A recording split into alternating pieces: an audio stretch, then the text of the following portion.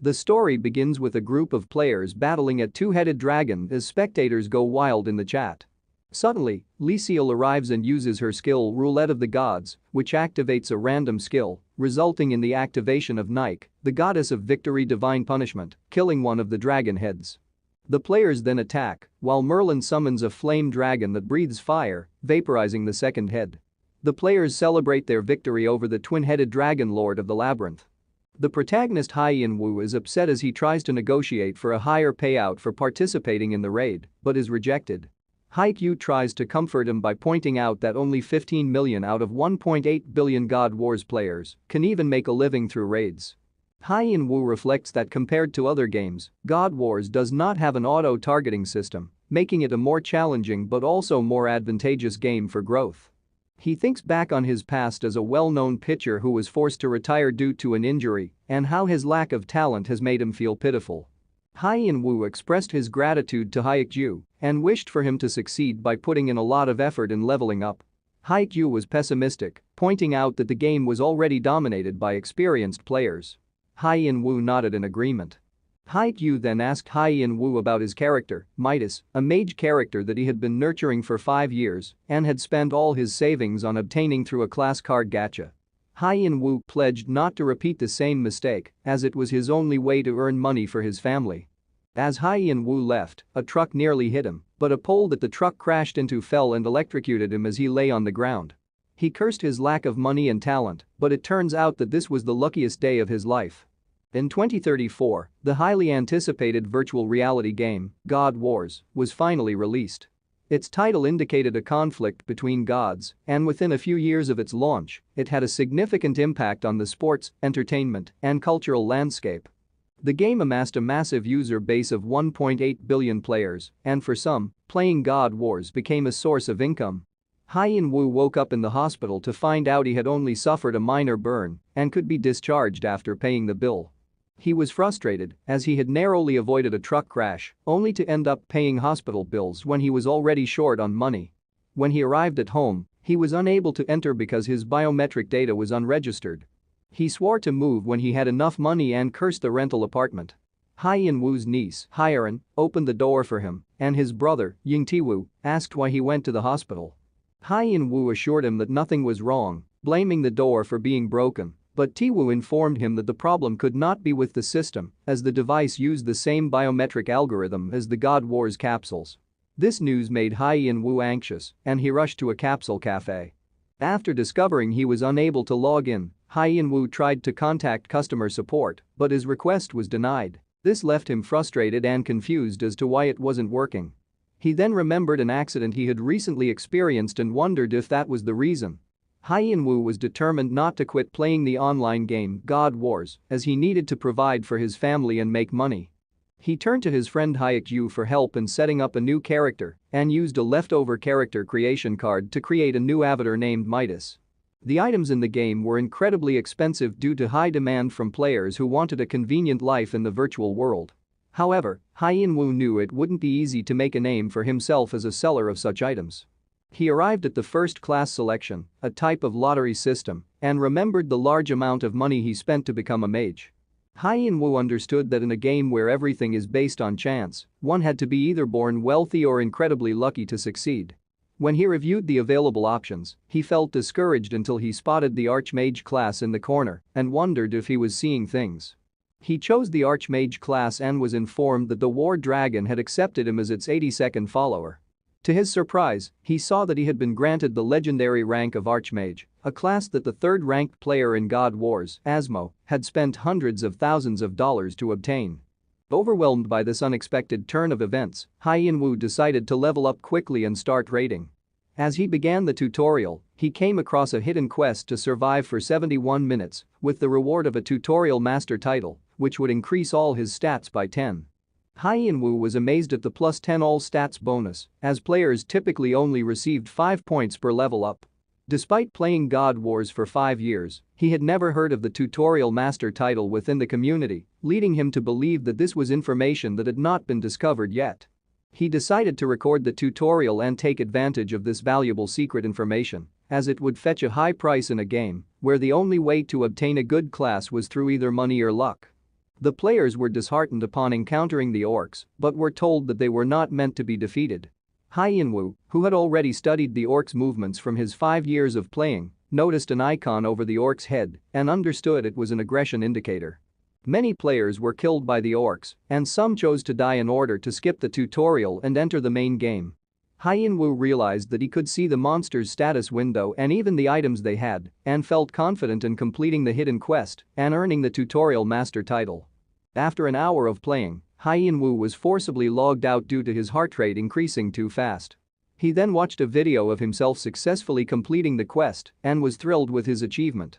Hyenwu walked up to Hyenwu and asked him why he was sighing. Hyenwu responded that he was feeling conflicted about having to start from scratch. Hyenwu was unsure of what Hyenwu meant by starting from scratch and asked if his account had been suspended. Hyenwu didn't answer, appearing sad. Hyenwu apologized, but Hyenwu told him not to tell anyone else. He then went back to playing the game and decided to keep his reason for starting from scratch a secret. He was afraid that if the game developers found out about his unique ability, they might take action or others might target him. Hyenwu believed that he had gained his ability as a result of the accident and saw it as a chance to improve his life and the lives of his brother and niece. Hyenwu arrived in the town of beginnings, still stunned that he was a legendary archmage, one of only 100 in the world. He was on his way to the Explorer Guild when he spotted a golden light and approached it, thinking it was a quest. To his surprise, it turned out to be a legendary quest, one that he had only heard about in rumors. He accepted the quest, which required him to meet Hayden and acquire vitalizing resurrection medicine for a lost and sick puppy. Hyenwu realized that if he didn't have the ability to view hidden information, he would have missed the quest like everyone else. The Explorer Guild manages most of the quests in the area, and while Hyenwu didn't want to associate with them, he felt he had no choice in the matter. Despite the various quests available in God Wars, their generation rates became sparser as the rank increased, with limited opportunities to clear them, and NPCs could only give out a limited number of quests each day. As a result, players who received quests in advance to trade for in-game currency and those who created camps in front of NPCs to monopolize the quests appeared. The Explorer Guild was formed to tackle this issue. With the sheer number of NPCs in the game, it was impossible to manage them all, and there was no way to control other players. The solution was to head to the town of beginnings, a place created to help beginners adapt to the game, where once you left, you could never return, making it safe from veteran players looking for a fight. The developers declared they would not intervene with in-game matters, and the Explorer Guild became an official business. Upon arrival at the Explorers Guild, Hyenwu was informed about the 3 main types of courses offered. The basic course, which allowed for immediate access to a quest without any wait time, the advanced course, which provided not only a quest but also a loaner item service, and the luxury course, which offered support until the completion of the quest through a party formed with an Explorer Guild helper. Payment could be made using in-game currency such as gold and items, as well as dollars, yen, and euros. Hyenwu chose the basic course. In the past, there were individuals who tried to cheat in the game God Wars by going against the Explorer Guild. However, it was rumored that they were caught and sent to the mines to work off their debt. The Explorer Guild even provided services to the wealthy and powerful in the real world, making it nearly impossible to escape their influence. The only way out was to abandon your in-game character. These were the parasites that had taken hold in God Wars. Hyenwu received the quest list and a confirmation note, then went to meet with Hayden. He selected the hidden quest that was connected to the legendary quest. Hyenwu was aware that he needed to deceive the Explorer Guild in order to receive all the remaining linked quests from them in secret. Hyenwu easily defeated the goblins outside the game, even without using magic. A message appeared indicating that the deity he worshipped was taking notice of his progress and offered him a unique opportunity. In the game, players received these opportunities every time they reached a certain level, but they rarely resulted in anything useful. Despite feeling confident about his newfound luck, Hyenwu was disappointed with the outcome of his opportunity. He was, however, relieved that he received an attack magic spell, the Fireball skill. Hyenwu went back to complete the quest and pretended to have had a difficult time with the goblins. He then pretended that an NPC had taken his quest item and complained to an Explorer Guild member. The member informed him that all responsibility was on the player. Hyenwu made it clear that he could do what he wanted with the quest, and the member confirmed this. Hyen-woo smiled as he walked away, cursing, now with no obstacles in his way. He worked hard to obtain the quest item and submit it, receiving the medicine in return. He ran back to the puppy and gave it the medicine, hoping to receive a skill card as a reward. A message then appeared, informing him that the wolf was now his pet. Hyen-woo was then given the title Master of a Divine Beast. He was disappointed when he realized that a divine beast in the game was unsellable and he couldn't profit from it. He picked up the wolf and was prompted to give it a name. He decided to name it Lucky. When he viewed its information, he was logged out due to his increased heart rate. His friends greeted him, but he walked away gloomily. One of them mentioned that Hyen-woo had been that way since his mage account was suspended. However, as Hyen-woo left, he smiled and remembered that Lucky was actually Fenrir, the strongest divine beast in God Wars that was unmatched in close combat. He was thrilled and knew that this was a once-in-a-lifetime opportunity. Suddenly, Hyen-woo received a call from Hyerin, who informed him that his brother was in the hospital. Hyen-woo rushed to the hospital and saw Hyerin crying. The doctor informed him that Tiwoo's blood pressure had fallen because his heart functions were momentarily weakened, but reassured Hyen-woo that it was nothing serious for now. However, Tiwoo had a pacemaker and needed to have it changed periodically as well as go through rehabilitation. Hyen-woo was motivated to make money and was no longer going to hold back since he had acquired Fenrir. He planned to sell all the information and items he could find for money, but first he needed to strengthen his Archmage character. In the beginner's hunting ground, other players mistook Lucky, who was with Hyen-woo, as a puppy. Hyen-woo was able to obtain two things after completing the legendary quest. He no longer needed to find party members since he gained a companion who could distract the monsters, and he now had the freedom to play solo. With a little more growth, he would be able to leave the town of beginning. The challenges would be greater, but the rewards would be equally substantial. Hyen-woo then opened a skill card that was sent by the War Dragon and discovered a unique rank skill card for telekinesis. This skill uses unseen physics to move objects in the air or to disrupt the opponent's movements in battle. It can only be learned by telekinetic mages, but that posed no problem for archmages who can learn all forms of magic. Hyen-woo was content. In the Goblin Forest, Lucky attacked a goblin, and then Hyen-woo used Fireball on the remaining goblins. Lucky was proud and found the goblins to be too easy. Hyen-woo decided to venture deeper into the forest, where he stumbled upon a boss monster raid, the Flower of God Wars.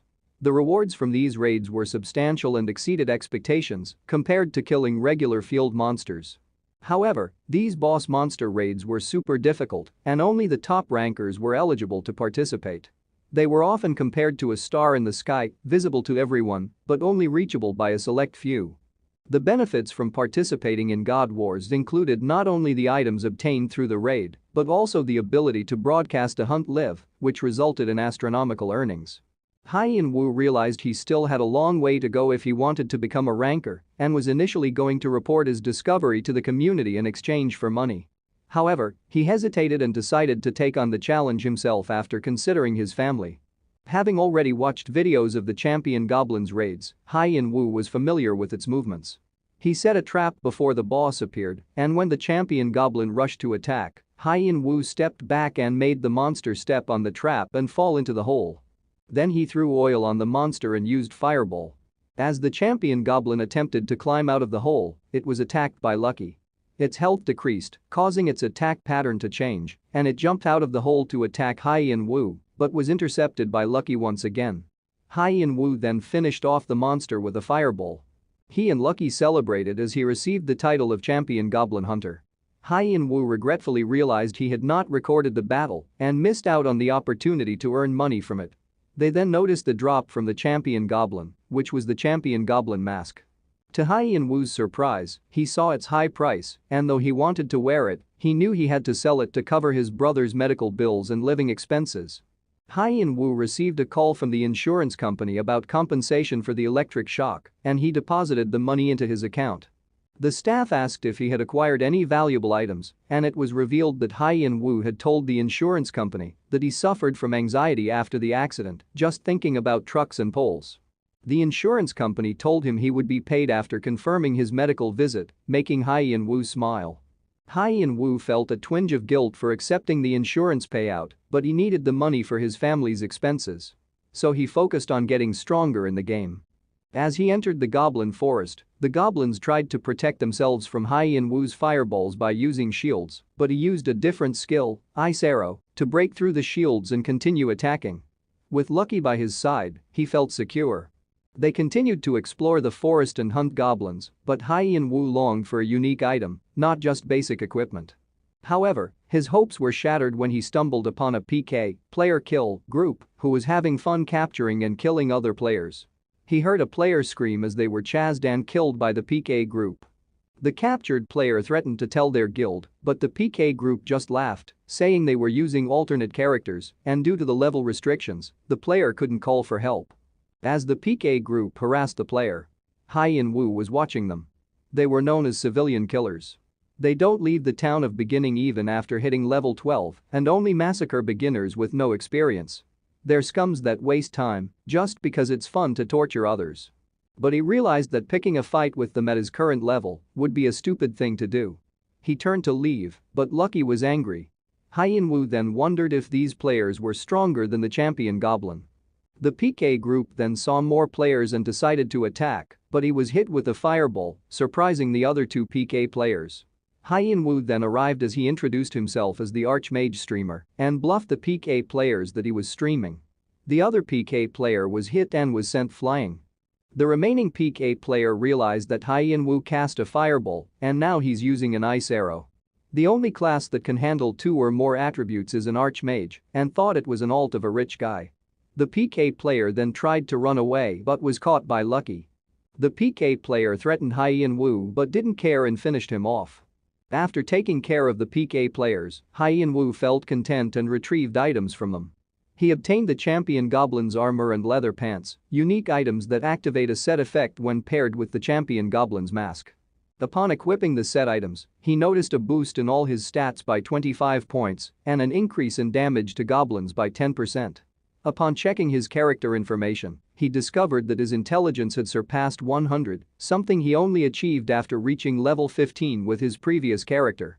Lucky howled and a message popped up indicating that Lucky had gained a new power. He was prompted to choose a skill for Lucky, and a legendary skill called Treasure Hunter appeared. This divine beast ability allowed them to sense rare treasures that were hidden. This reminded Hai-In-Wu of the man known as the luckiest player in God Wars, the Guild Master of Immortals, Leipo, and his divine beast, Fenrir Smarty. Leipo's content mainly consisted of finding hidden dungeon items, and his luck was so good that it seemed almost fake. Hai-In-Wu speculated that this was due to the Treasure Hunter skill. Hai-In-Wu then put the Treasure Hunter skill to the test and found a large quantity of high-grade ingredients that could fetch a good price. Suddenly, Lucky stopped and approached a hole. They soon discovered that it was a hidden dungeon belonging to a goblin sorcerer, which was a surprising find as Hai-In-Wu had never heard of a hidden dungeon in the town of beginning, and he was the first to uncover it. Initially, he thought he could earn a month's worth of living expenses by selling the information, but he changed his mind and decided to tackle the dungeon with Lucky. Inside, the sorcerer goblin was seated on his throne. Lucky attacked one of the goblins, while Hai-In-Wu used Fireball to attack 2 others and recorded the battle. Hai-In-Wu was in the middle of battling a goblin boss monster, knowing that its stamina was low, but that it could unleash powerful magic attacks with the help of its minions. He took advantage of the right moment and interrupted the boss's spell by stabbing it with a dagger. He was pleased with the damage he inflicted thanks to his high stats. The boss tried to jump back, but Hai-In-Wu's fireball hit it, reducing its hit points to a critical level. He aimed to finish the boss with that attack, but was surprised when the boss tried to cast another spell, only to be interrupted by Lucky. Hai-In-Wu then used a fireball skill to deliver the killing blow. The boss's corpse stood up and said, "The war of gods will begin," before turning to ashes, leaving Hai-In-Wu confused. He then noticed that the boss had dropped a unique rank sorcerer goblin staff, but was disappointed to find out that it was untradeable upon pickup. A message appeared, saying the main scenario section has been created, which caught his attention. He remembered the late scientist and game developer Kim Min-soo, who had created the perfect virtual reality world in the game God Wars. Kim had stated that his goal was simply to create a story, not to make money. Despite his passing, people had been searching for the story he wanted to tell through the game for the past 5 years, but it was Hai-In-Wu who finally stumbled upon the main scenario in the town of beginning. He realized that few people had searched for the main scenario there because of the Explorer Guild, and someone else would have found it first if it weren't for his luck.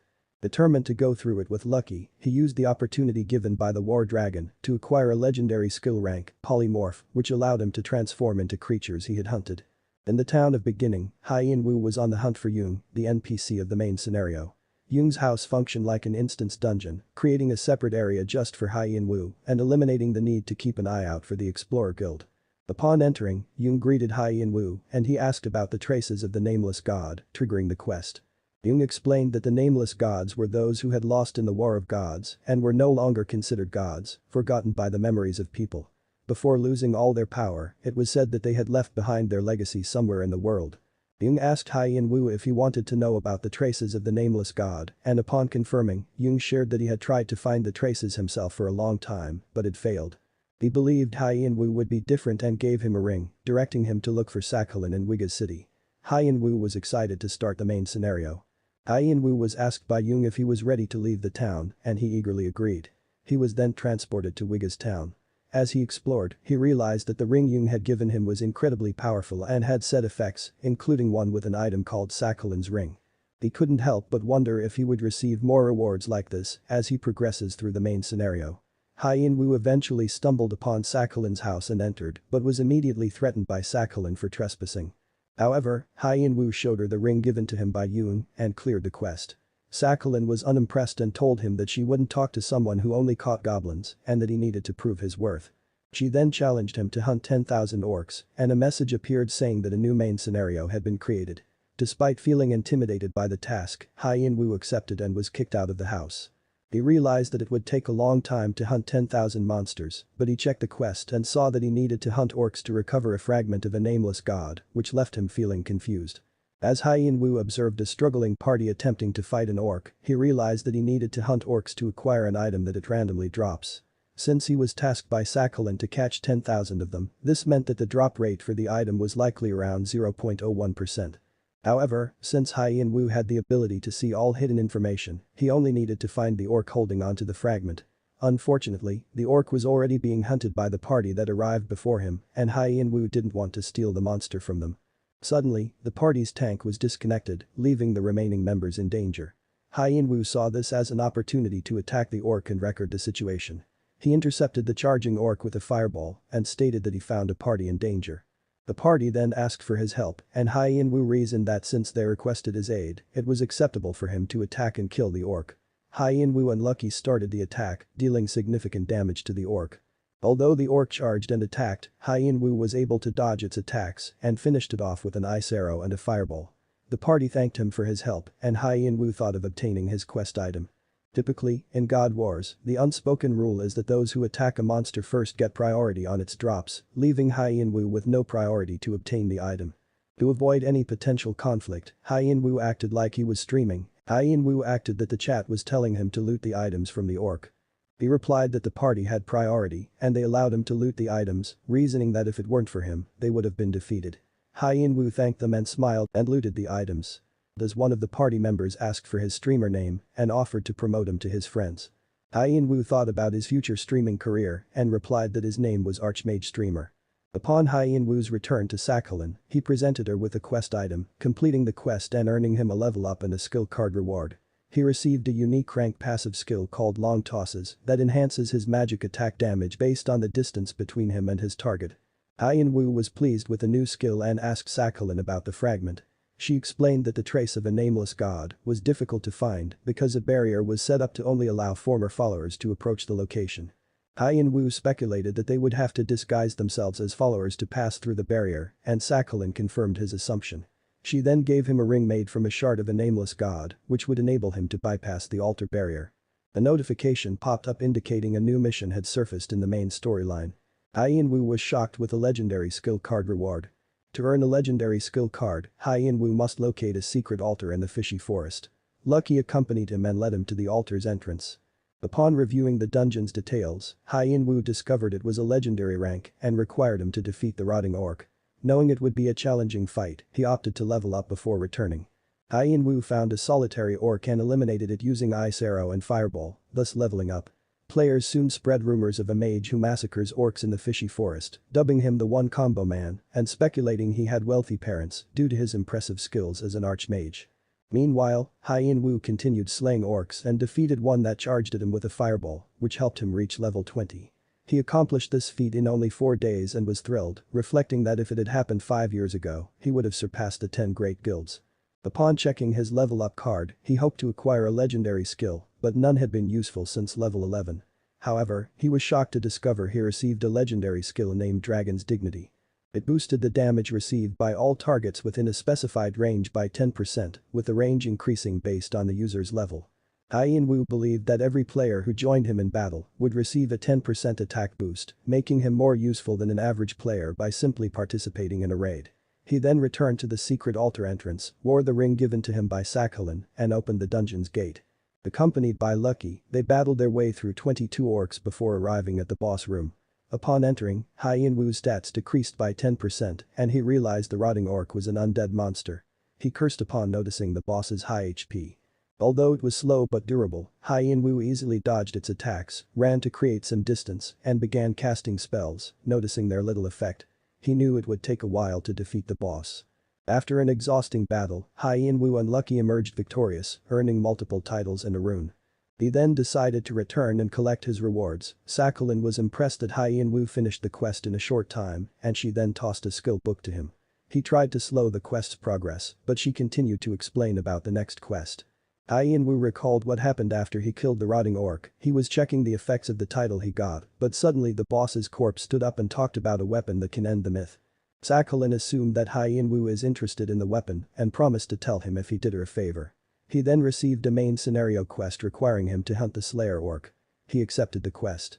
Upon seeing the almighty class, he remembered the conference where Kim Min-soo was asked if there was an item above the legendary rank and he replied that it could possibly exist. It wasn't an answer that inspired confidence, and after that interview, no one managed to find a mythic item, so it became a rumor. Hien Wu felt cautious, and it will be bad if he revealed it to the public, as it may endanger him and his family. Outside the game, Hien Wu was reading about the Slayer orc. There are tricky conditions to defeat it, but it doesn't have a good reward. Despite that, so many people try and defeat it because within God Wars, the Slayer orc is considered a trophy that one needs to be acknowledged as a rising rookie. Initially thinking it would be impossible to defeat the Slayer orc alone, Hien Wu considered finding a party, but ultimately decided to go with only his companion, Lucky. Upon logging in, he realized that he would have to reveal his identity if he looked for a party and didn't want to do so yet. He noticed that Lucky had the opportunity to evolve and gain new skills and stats after last hitting 444 monsters. Hien Wu decided to evolve Lucky immediately, hoping this would aid in defeating the Slayer orc. Hien Wu began his search for orcs and decided to test out the legendary skill he received from Sakhalin, the Dragon's Eye, which revealed the target's weak points and allowed for critical magic attacks when hit. By activating Dragon's Eye and using the long toss skill to maximize damage, he was able to instantly kill an orc with a fireball, earning a title and a rune. However, Lucky complained as he had wanted the last hit. Aikyu noticed Hien Wu's disappointment and tried to cheer him up by sharing rumors about the fishy forest, which seemed to have improved slightly. Hien Wu wondered if his completion of the main scenario quest had influenced the world, but he worried that others might take notice and decided to focus on killing the Slayer orc as soon as possible. After finishing the 444 kills, Lucky began to evolve, growing in size, and Hien Wu was prompted to select a new power for him. During the celebration, Hien Wu noticed a legendary skill that gave him confidence that he could defeat the Slayer orc. Meanwhile, many players were waiting for the Slayer orc to spawn, but upon spawning, they were informed that someone was attempting to solo it. At a party, it's important to follow certain rules, such as DPS not attacking until the tank has established aggro. However, if there was a skill that could forcefully take aggro mid-battle, such as Lucky's Mortal Kombat, it could be used to challenge the enemy and prevent them from attacking anyone except the user. During a fight with the Slayer orc, Lucky used this skill to stop the orc from attacking Hien Wu, allowing him to deal maximum damage with long shot and Dragon's Eye spells. With Phase 3 approaching, outside observers thought it was impossible to survive slaughter mode alone, but Hien Wu continued to attack the Slayer orc with fireballs, eventually turning the orc red and ordering Lucky to run. The Slayer orc attacked Lucky, but she was able to dodge and run away. The Slayer orc pursued her but ended up being caught in a trap. Hien Wu seized the opportunity and killed the Slayer orc using a fireball, which resulted in him leveling up and receiving a title.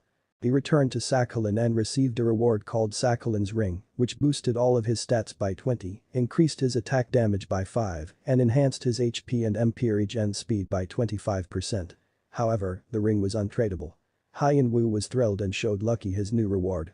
Sakhalin then proceeded to share a story about a mythical warrior who was feared by his enemies and respected by his allies due to his remarkable achievements in the War of the Gods. Despite his successes, he discovered that it was impossible to bring an end to the never-ending war. This realization led him to seek out the Almighty, a weapon that could kill a god and possibly end the war. Sakhalin asked Hyen Wu if he wanted to hear more about the story, to which he eagerly agreed. However, she asked him to defeat 1,000 zombies in the cursed forest before revealing the rest of the story. Upon seeing the quest details, Hyen Wu was shocked and couldn't believe what he was reading. He decided to log out and was informed by Haikju that he had received a call from his brother. Hyen Wu was worried something had happened, but it turned out to be a call from his niece, Hyerin, informing him that she had won an award. Hyen Wu was thrilled and suggested they celebrate by having fried chicken for dinner. Hyerin hesitated, knowing that they were short on money, but Hyen Wu insisted that they would buy everything instead. The following day, Haikju informed Hyen Wu about a popular video featuring a wealthy player who had achieved a solo kill using overpowered equipment. Hyen Wu ridiculed such players and inquired about the creature that the individual had defeated, only to learn that it was the infamous Lair Orc. Despite his attempt to remain inconspicuous, he couldn't resist watching the video, which had an impressive number of views. In the cursed forest, Hyen Wu and Lucky hunted zombie orcs, and he had successfully slain 74 out of the 1,000 required for his quest. They could have made more progress, but Lucky's tendency to get sidetracked by treasure slowed them down. During their hunt, Lucky discovered an NPC lying on the ground. The NPC, named Yoshi, requested that Hyen Wu collect 100 cursed traces from the zombies in exchange for a unique rank skill. Hyen Wu accepted the offer and continued to hunt the zombies, increasing his level and killing count to 200. He commended Lucky for her assistance and suggested they take a break, but Lucky suddenly sensed something and darted away. Upon encountering another NPC who tasked him to kill zombies in exchange for a rare skill card book, Hyen Wu found it odd that he hasn't run into any competitors despite obtaining 2 field quests. While the influence of the Explorer Guild in the area shouldn't be as strong as the town of Beginning, Hyen Wu barely saw any Explorer Guild members on his way to the Cursed Forest. After turning in the quest in the city of Wiga, Hyen Wu received a Fire Elemental Mastery skill card that improves fire-type magic damage and casting time. He then opened the unique skill card book. Exiting the capsule, Hyen Wu felt delighted as he obtained the Ballista skill card, which enhances the damage of magic attacks if the user remains stationary and reduces the cooldown and casting time. He pondered whether to sell the skill card or not, as it complements well with Dragon's Eye and Long Toss. Meanwhile, Hyen Wu received numerous messages from buyers interested in purchasing the video of him killing the Slayer Orc. He was particularly surprised to receive a big offer from the Rising Star channel, a rapidly growing channel that prioritizes quality over quantity and showcases the content of rising newcomers. With this offer, Hyen Wu realized he wouldn't have to worry about selling the Ballista skill card. Park Youngjun, the president of the Rising Star channel, believes that Archmage streamer's skills are not impressive and he only managed to kill the Slayer Orc due to being overgeared with cheat skills and the Divine Beast, which must have cost a lot of money. He wonders why Archmage streamer would spend so much money when he could have easily purchased a level up service from the Explorer Guild to level up safely. Youngjun questions why Archmage streamer would put himself in danger to attempt a solo kill challenge when he could have taken an easier route. His conclusion is that Archmage streamer is seeking attention. Someone that's so desperate for attention, they're willing to show like crazy, got a premium special offer from a well-known channel of their size. Youngjun was certain the guy would accept and they will meet up for a meal, then he will bring up a business proposal to see how much money he spent. He assumes the guy was at least a multi-millionaire. They then received a reply from Archmage streamer. The letter continued that they are reviewing the offer seriously. Youngju then said to start and properly leech onto him. Hyenju continued hunting zombies while using the ballista effect and easily killed the zombies and completed the quest. He returned to Sakhalin and she asked what he thought while defeating the 1,000 monsters. Hyen Wu answered that the reason behind the fishy smell in the fishy forest was the rotting orc at the nameless god's altar. So it made him think, what if the cursed forest is always under the influence of a nameless god? Sakhalin was satisfied and said his next task is to figure out why the forest is cursed, then gave him another quest from the main scenario. Hyen Wu was shocked as he didn't receive any reward, but when he was leaving she gave him a skill book. He opened it and received a unique rank skill double casting, allowing him to cast 2 spells simultaneously. Hyen Wu came out of the capsule and was informed by Haikju that people are going crazy in the market because of a double casting skill card and it was selling for $60,000, shocking Hyen Wu. After God Wars launched, it took quite a bit of time until prices were set for various items in-game. This was because there were so many different types of items. Skill cards were especially hard to put a value on, since it was hard to see their worth until research was finished on each skill's effect, but there were a few exceptions. Skills that were so obviously good. Ian Wu thought that if the double casting he got was tradable, he might have a hard time deciding. He then noticed a message. Meanwhile, Youngju was asked about the new video contract for the Archmage streamer. It said, if you can send us a recording of you solo killing the Ragged Sorcerer, we want to buy it for $12,950. Youngju confirmed in order to send it and wondered about the chances of the Archmage to successfully solo kill it. The assistant said it was practically impossible. They predicted Archmage will accept and buy more items and estimated that he will be spending at least $50,000 on skills and items. Then they will have a relationship where they are willing to spend money for each other. Ian Wu entered the game and equipped the Slayer Orc set, which cost him a lot. He also bought 2 skills, Lightning Bolt and Fire Spear. He was feeling bad for spending money on skills as he hugged Lucky, saying that they need to succeed, and thought the email he received was a test to see whether Archmage Streamer is a player worth investing in or not, and was certain this won't be a one-time event. Ian Wu sees it as a chance to become a star, and he was determined to solo skill it no matter what. Ian Wu saw members of the Explorer Guild and they noticed Lucky beside him and they assumed he was the Archmage Streamer. Ian Wu then gave them a potion to relieve stress and said they taste like coffee. The 2 players were cautious as Ian Wu insisted and thanked them for working hard. The other players noticed that Ian Wu was talking to the Explorer and assumed that the Archmage Streamer is being carried, while the other player warned them not to mess with Ian Wu as they may anger the Explorer Guild. Ian Wu smiled as this was his intention so other players don't mess with him, but he knew this will only last for a week at best and needed to finish within that time. Meanwhile, a party was wiped out by monsters as they screamed. Using his Lightning Bolt and Fire Spear, Ian Wu continued to dispatch zombie orcs with ease. He was pleased with his investment as the monsters were no match for his powerful attacks. However, he noticed that his mana consumption had skyrocketed due to the constant use of the double casting skill. As Lucky killed another monster, Ian Wu suddenly reached level 30, which replenished his HP and MP. He felt slightly annoyed as he had just consumed a potion earlier. Nevertheless, he eagerly chose a skill from the reward for leveling up. To his disappointment, he received the unique skill Strength, which he initially viewed as unremarkable. However, he soon realized that this skill simultaneously buffed both physical and magical abilities and also increased their range. Although not exactly what he had hoped for, he recognized the potential benefits of the skill. As a party hunted zombie orcs, one member asked if it was the only monster in the area. The archer confirmed that he had used the Eagle Eye skill to scan the surroundings and there was no more monster within a 50-meter radius. They began preparing to kill the monster but were surprised when it was suddenly hit by a fireball skill from beyond the expected range. Ian Wu was amazed by the long-range attack, estimating that it had hit from around 80 meters away. He couldn't believe that the projectile magic range was affected by the strength skill and how compatible it was with other long-range skills like Long Toss, Dragon's Eye, and Ballista. It also increased Lucky's battle power. Ian Wu considered his new range of 100 meters, factoring in Lucky's battle capacity. He wondered if it was now too easy to solo the Ragged Sorcerer at his level. Ian Wu began recording and addressed the viewers, explaining that he had come to solo the Ragged Sorcerer. However, he felt that it wouldn't be very exciting if he simply defeated the enemy. Instead, he proposed a challenge of defeating the sorcerer without taking a single hit. Initiating his attack with the Fire Spear, Ian Wu encountered the Ragged Sorcerer, who began to summon minions. Lucky effectively interrupted the sorcerer's skill casting, allowing Ian Wu to use double casting to eliminate the minions. Ian Wu then calculated the optimal range of 60 meters, utilizing Ballista and Long Toss skills to unleash a powerful fireball on the sorcerer. Meanwhile, a group had been waiting for the perfect opportunity to steal the boss from Ian Wu. They decided to attack when the Ragged Sorcerer entered the 3rd phase and used its ultimate ability Zombie Assembly. This powerful skill gathered all the zombies in the area, focusing on the players who had attacked the Ragged Sorcerer. As the Ragged Sorcerer entered the 3rd phase, Ian Wu became aware that the zombies in the area were starting to converge and that a group of players were preparing to steal the boss from him.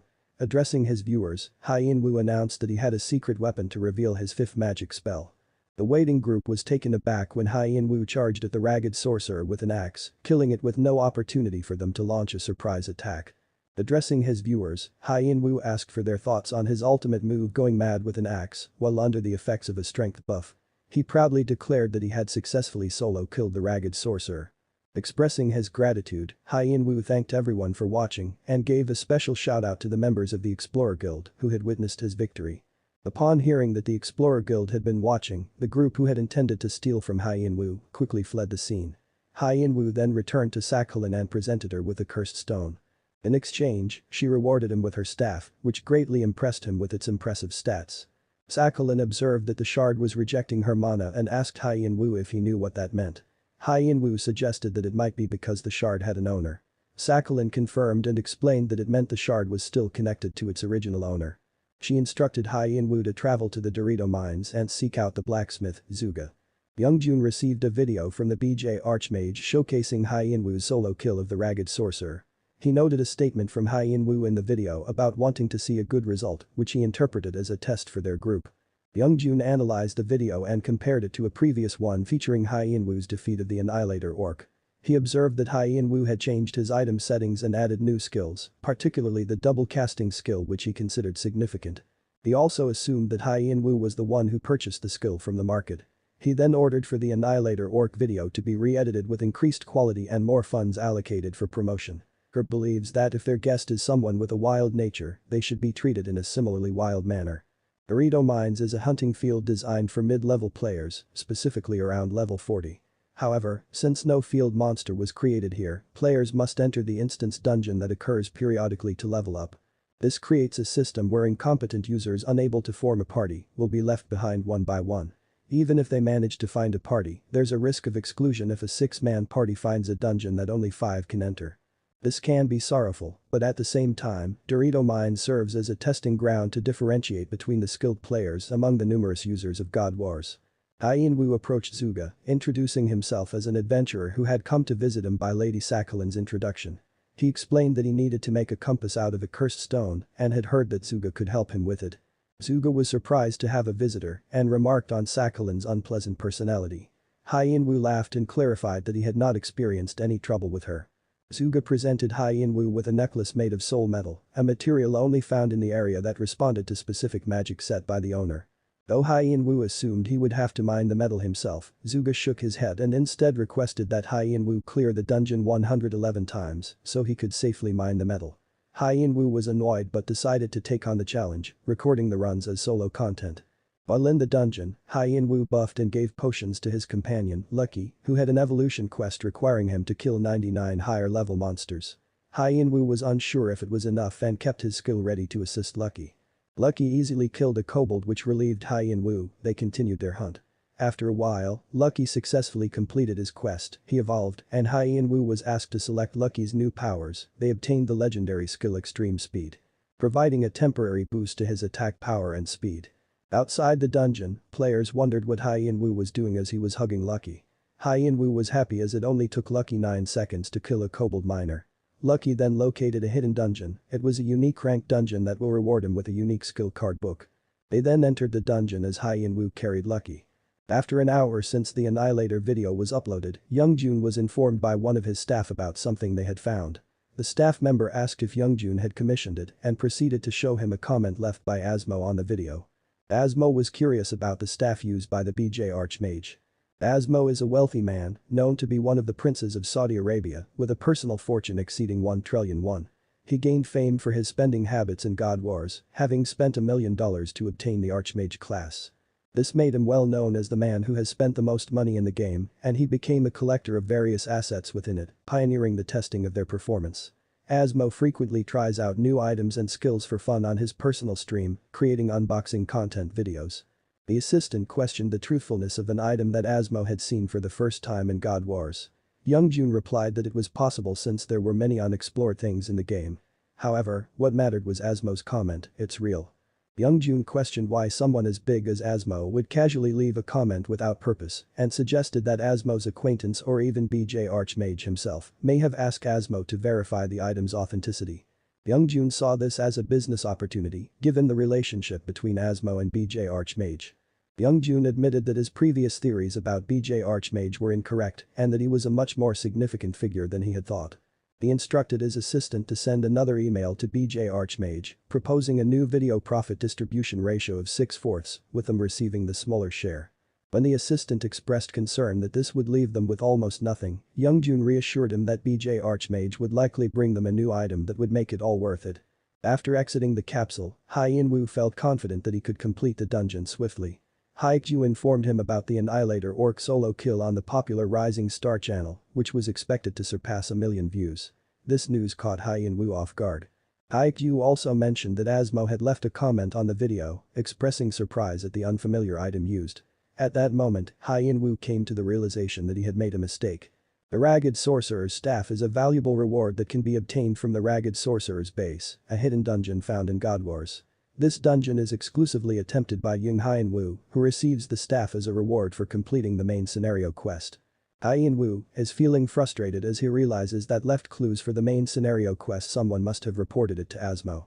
He suspects that a group is actively searching for the main scenario quest, and he feels certain that the Rising Star channel will be interested in making a deal with him. Upon checking his phone, Hien-Woo was pleasantly surprised by the number of shares he received. He managed to calm himself down and convince himself that nobody knew about the main scenario quest yet. Even if they did, he was confident that no one would be able to catch up to him. He returned to the game and continued clearing the hidden dungeon, where he and Lucky faced the challenging boss Mole Dog. The boss constantly moved through holes, making it difficult to predict its attack pattern. However, Hien-Woo's ability to see where it would attack rendered its movements useless. He used an ice arrow to kill the Mole Dog and earned a unique card reward, which he used to pick the lightning shield. Hien-Woo knew that this would be useful to Lucky. He decided to acquire more buffer skills for his pets and then remembered the haste skill, which would enable him to attempt time attacks. Hien-Woo decided to purchase the haste skill, which summons a wind fairy to increase his movement speed. Although the skill was expensive and almost cost a month's worth of living expenses, Hien-Woo considered it as an investment for his future in the game. After buying and learning the skill, he prepared to enter the dungeon, determined to achieve a short solo time. The current record holder for the shortest solo time in the dungeon was Sasaki Kajiro, a legendary rank sword emperor and top 10 ranker in God Wars, who completed it in 4 minutes and 11 seconds. The record for the shortest solo time in the Dorito Mines dungeon had been set a long time ago by Sasaki Kajiro and still remained unbeaten. Despite not intending to break the record, Hien-Woo was determined to get close to it. He then used strength and haste buffs on his pet Lucky and gave him consumables that could increase his stats before starting to record. Hien-Woo announced that Lucky alone would attempt the time attack in the Dorito Mines dungeon. Lucky swiftly killed a kobold and continued his assault on the dungeon. When a kobold attacked Hien-Woo, he skillfully dodged the attack and allowed Lucky to deal with it.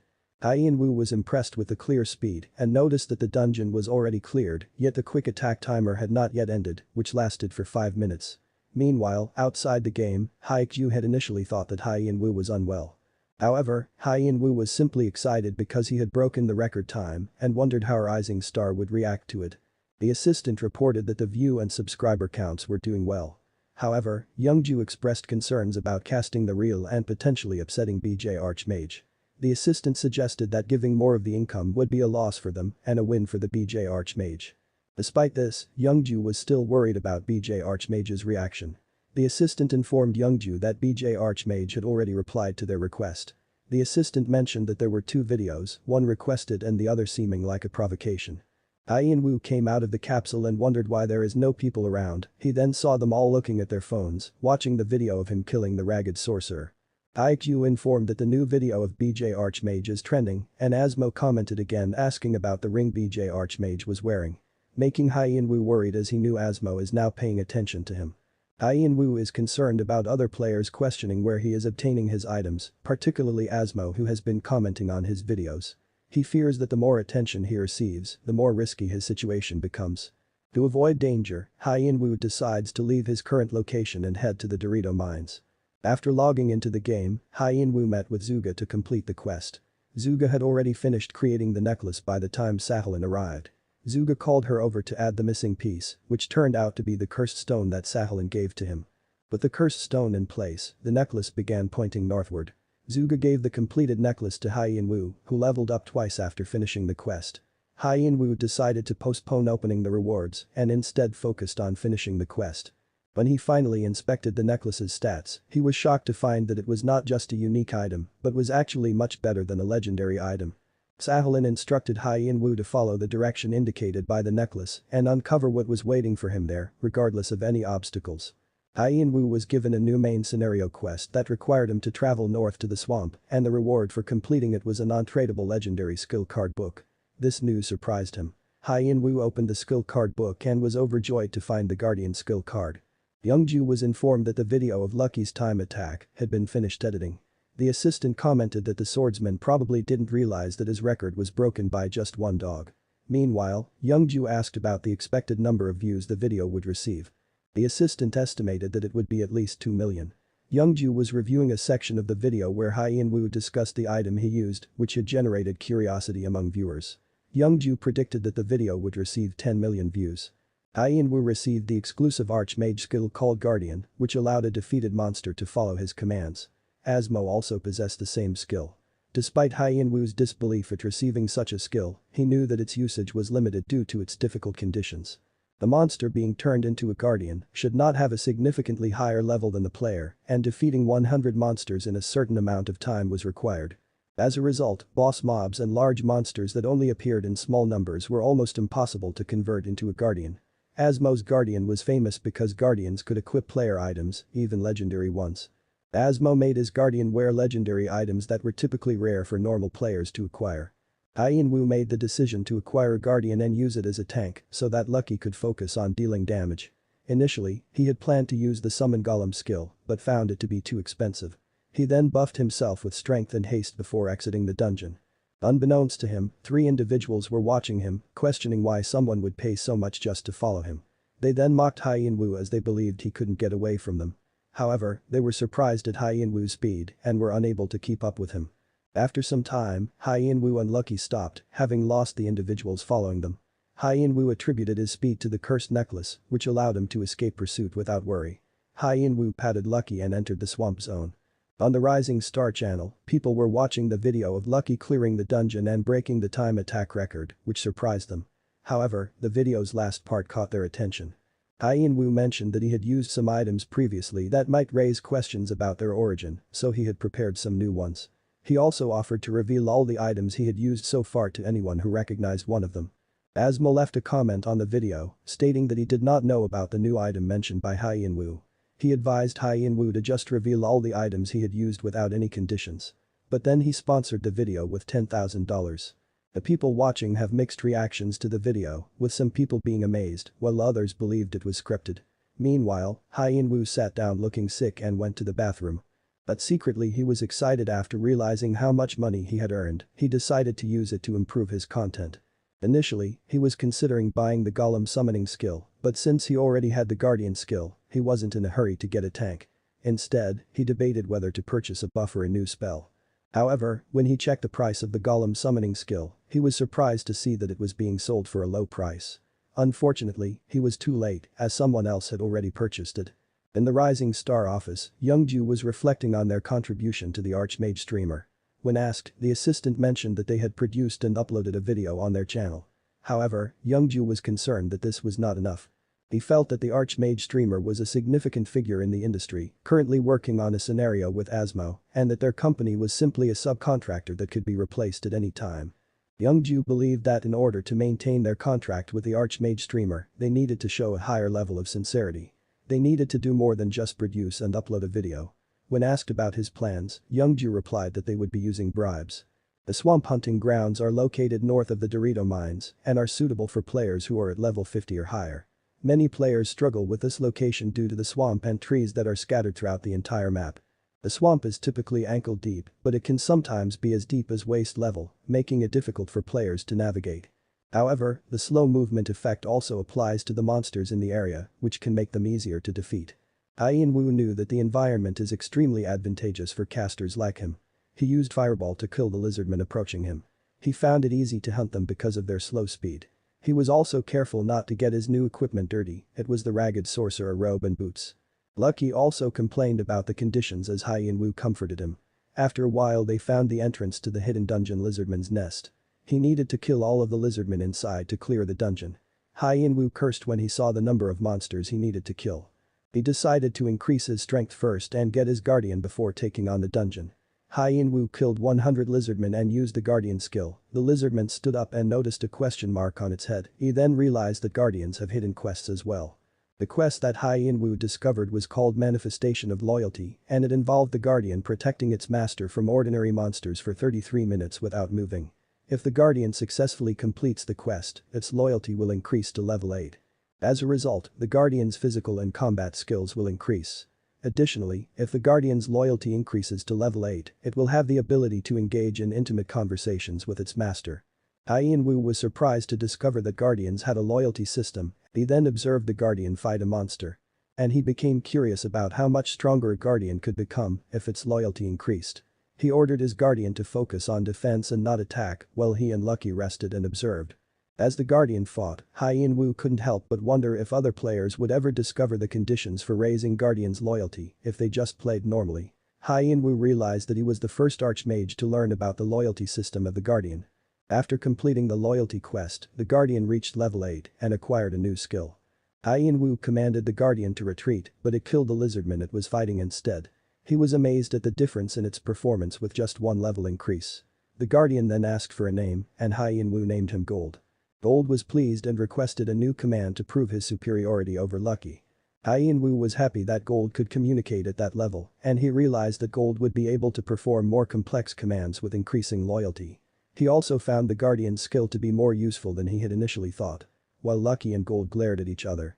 As Ian Wu pondered to himself, he questioned whether a close-range damage dealer with exceptional combat skills could serve as a tank.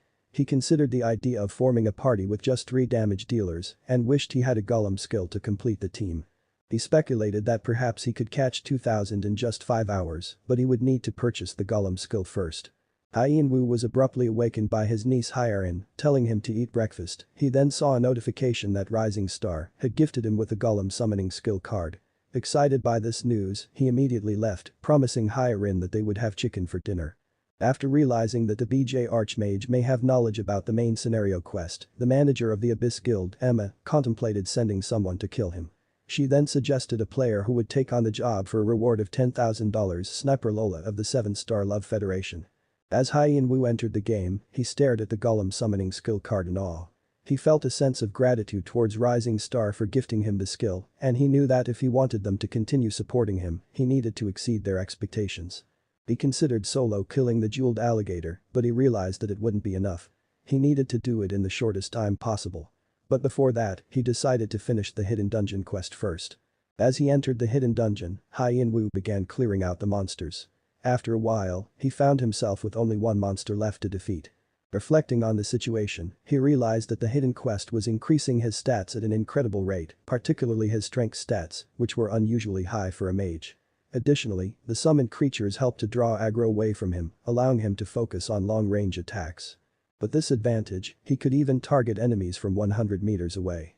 After defeating the last monster, Ian Wu gained confidence in solo killing the jeweled alligator, and his fireball skill increased in rank.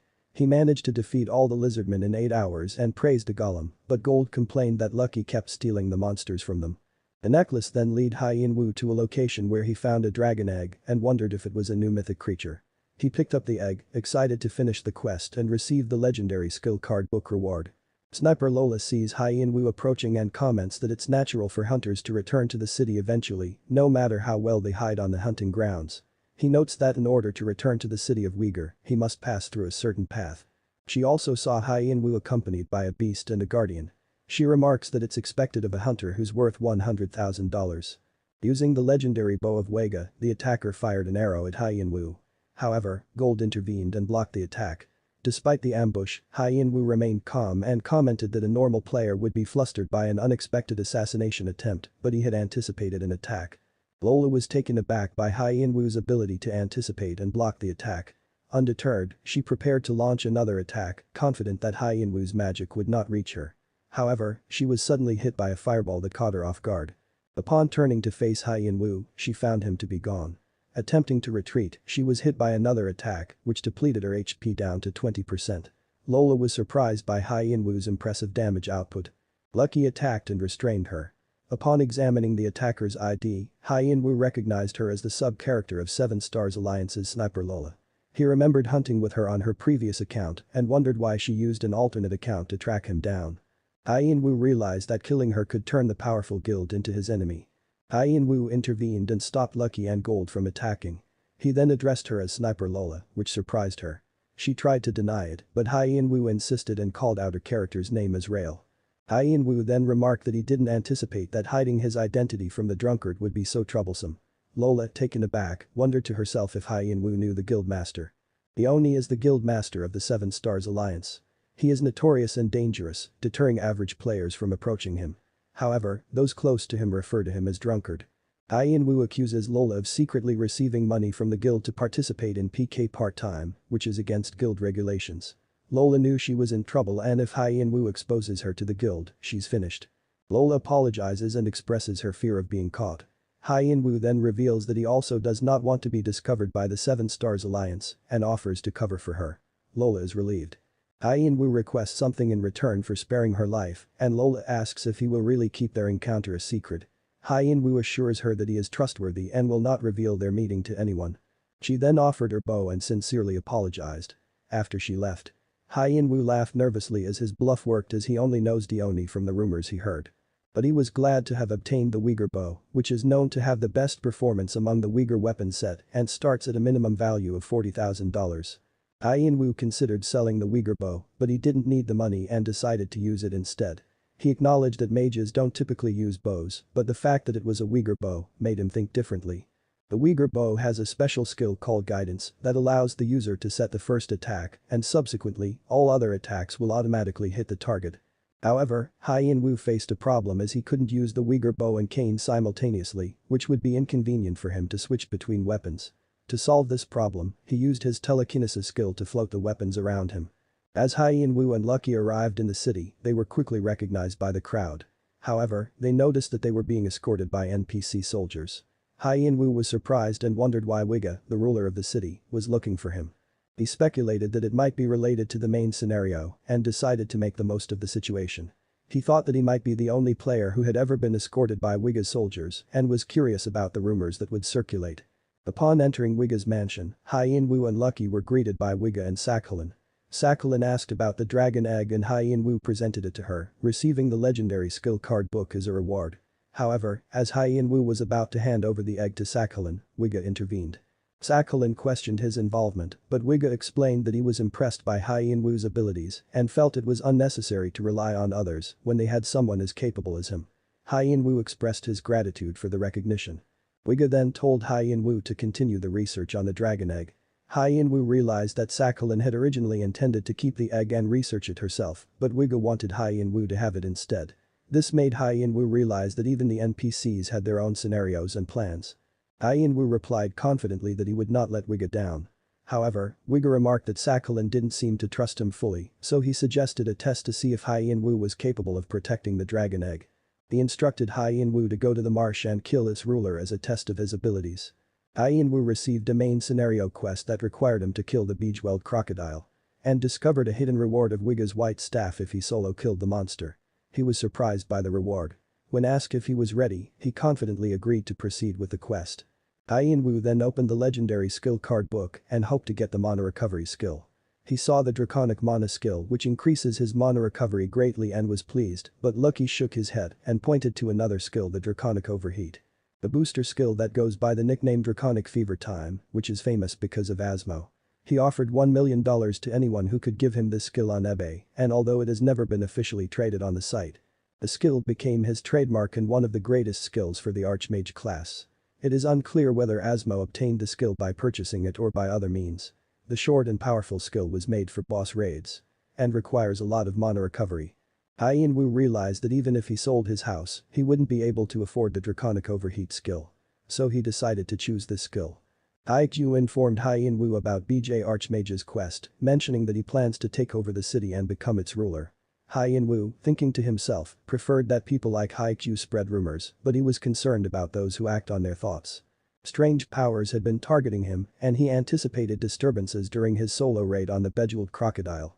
In the Rising Star office, Youngju's assistant expressed concern that BJ Archmage was taking advantage of him by receiving 2 magic skills, including the Golem skill. However, Youngju did not share the same sentiment, stating that there was a thin line between investing and being taken advantage of. The assistant suggested that BJ Archmage would not care about a small bribe, but Youngju revealed that he had a scenario in mind. He anticipated that BJ Archmage was searching for something big and speculated that he would attempt to defeat the boss in the swamp. However, Youngju believed that BJ Archmage would live stream the event rather than sending footage, as he had gained enough attention.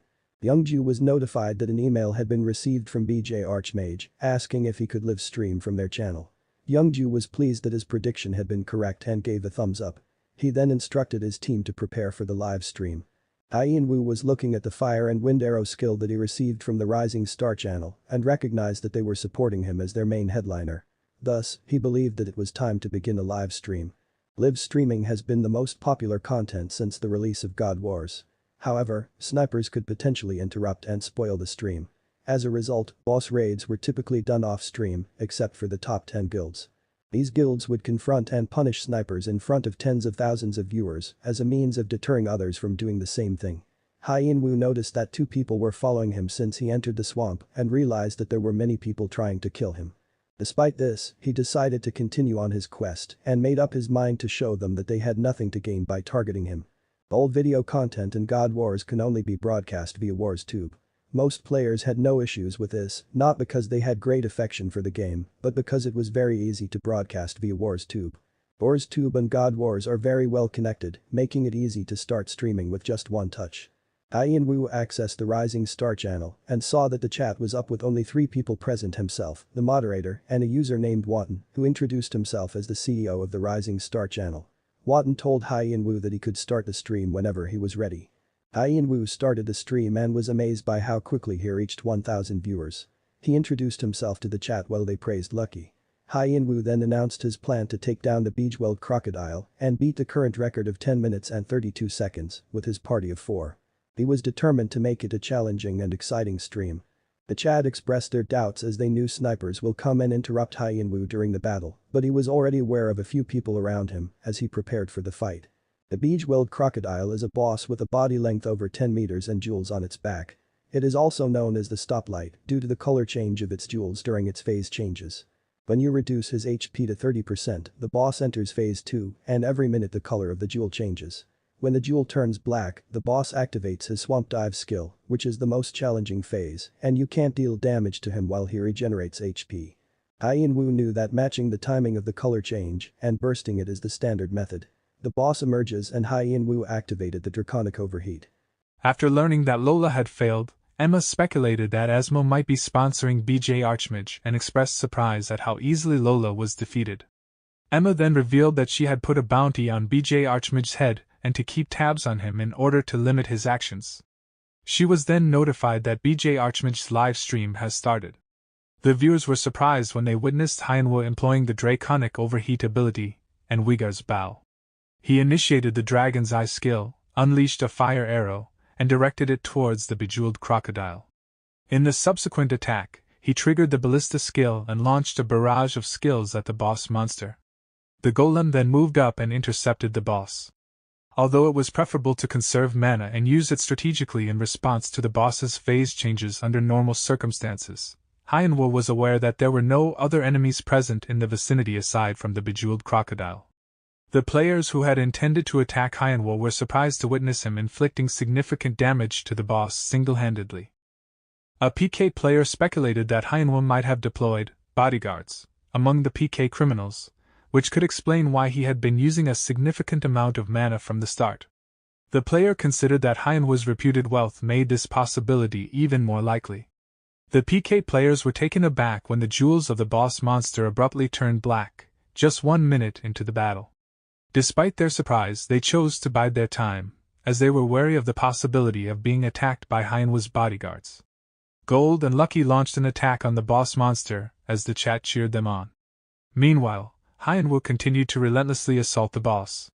He assessed that the remaining HP of the boss was at 23% and noted that if it fell by an additional 3%, the fight would progress into the third phase. Hyen-Woo also noticed that the PK players were scared and simply observed his actions while waiting for the right time. Hyen-Woo speculated that the enemy would attack him when his skills were on cooldown and his mana was low. He shared his estimate with the viewers, predicting that he could defeat the boss in 7 minutes who only has 20% HP left. However, he decided to take his time and not rush the fight to avoid appearing heartless. Hyen-Woo initiated the attack and landed a hit on the boss. He mentioned that he would be satisfied with a 10-minute record as he didn't want to make the game less enjoyable for others. He further stated that there was only one person who could make more money than him in the game, and that was Asmo. While ManhwaRecap was speaking, Asmo donated $1,000, which surprised him as he didn't expect Asmo to join. ManhwaRecap acknowledged Asmo's presence as a new visitor and suggested changing the camera angle by zooming in. During the battle, the golem attacked the boss, causing it to enter its third phase. However, in retaliation, the boss attacked and killed the golem. Despite this setback, ManhwaRecap remained calm and thought to himself that the golem's low rank made it unavoidable. He believed that he had handled the situation to the best of his ability, and although the battle was still close, everything was going according to plan. ManhwaRecap contemplated to himself that his original goal was to prevent any PKs from causing trouble.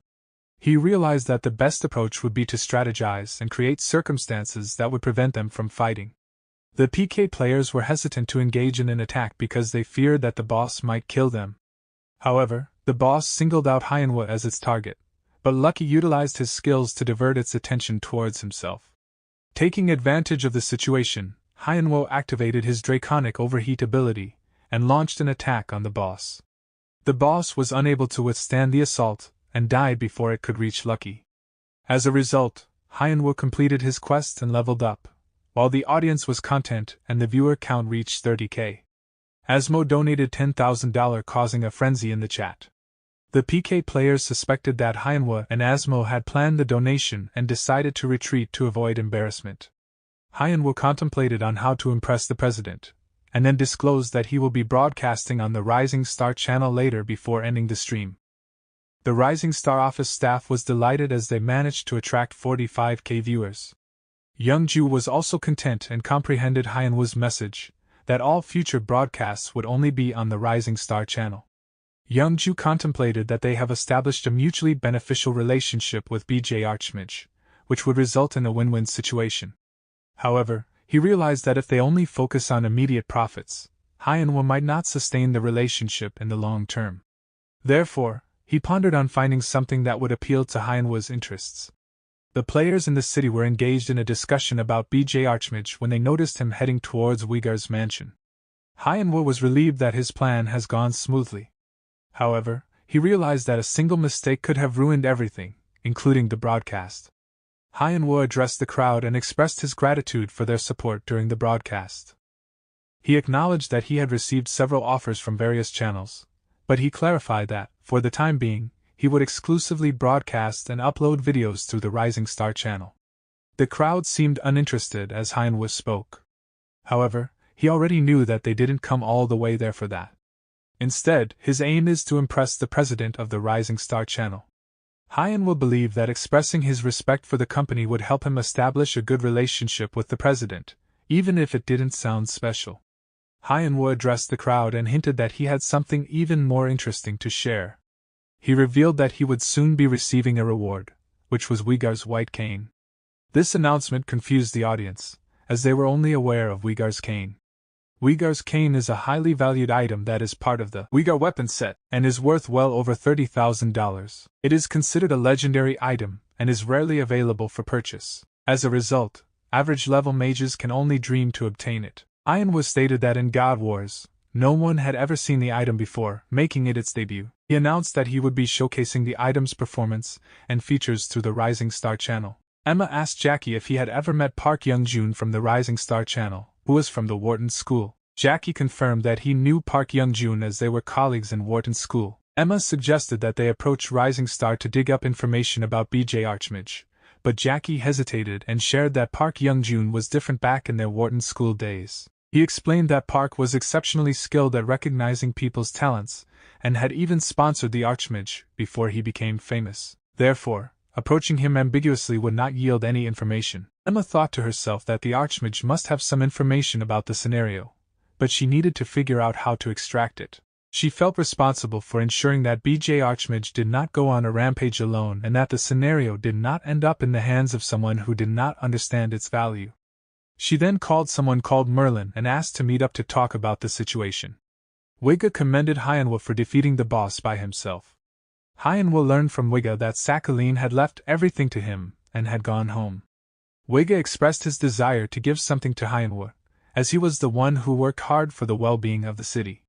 As the city's ruler, Wega believed that it was only natural to give Hyanwa what he deserved. Hyanwa was thrilled when Wega offered him a reward for his hard work.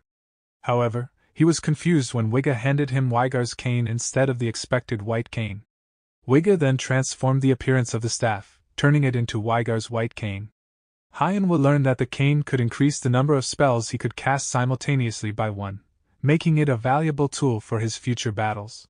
Wega shared that he used to use the Wygar's white cane when he was a child and now, it belonged to Hyanwa because of the value he saw in him.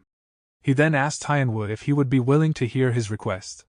Hyanwa agreed, stating that he would do anything for the city of Wygar. Hyanwa received a new quest from the main scenario category but decided to look into the details later. He instead focused on looking at the White Cane's ability to increase the number of spells he could cast and was delighted to confirm that it wasn't just an illusion. Hyanwa realized that the option could overlap with his current skills, allowing him to triple cast spells if combined with his double casting skill. He also learned that the option was first discovered by Asmo in God Wars but was attached to a level 150 item, whereas Hyanwa obtained it before reaching level 50. Hyanwa excitedly contemplated the potential popularity his next video would receive with this new item. He then noticed that both Lucky and Gold have a quest. The Forest of Giants is a challenging hunting ground near the city of Wygar, characterized by dense, towering trees.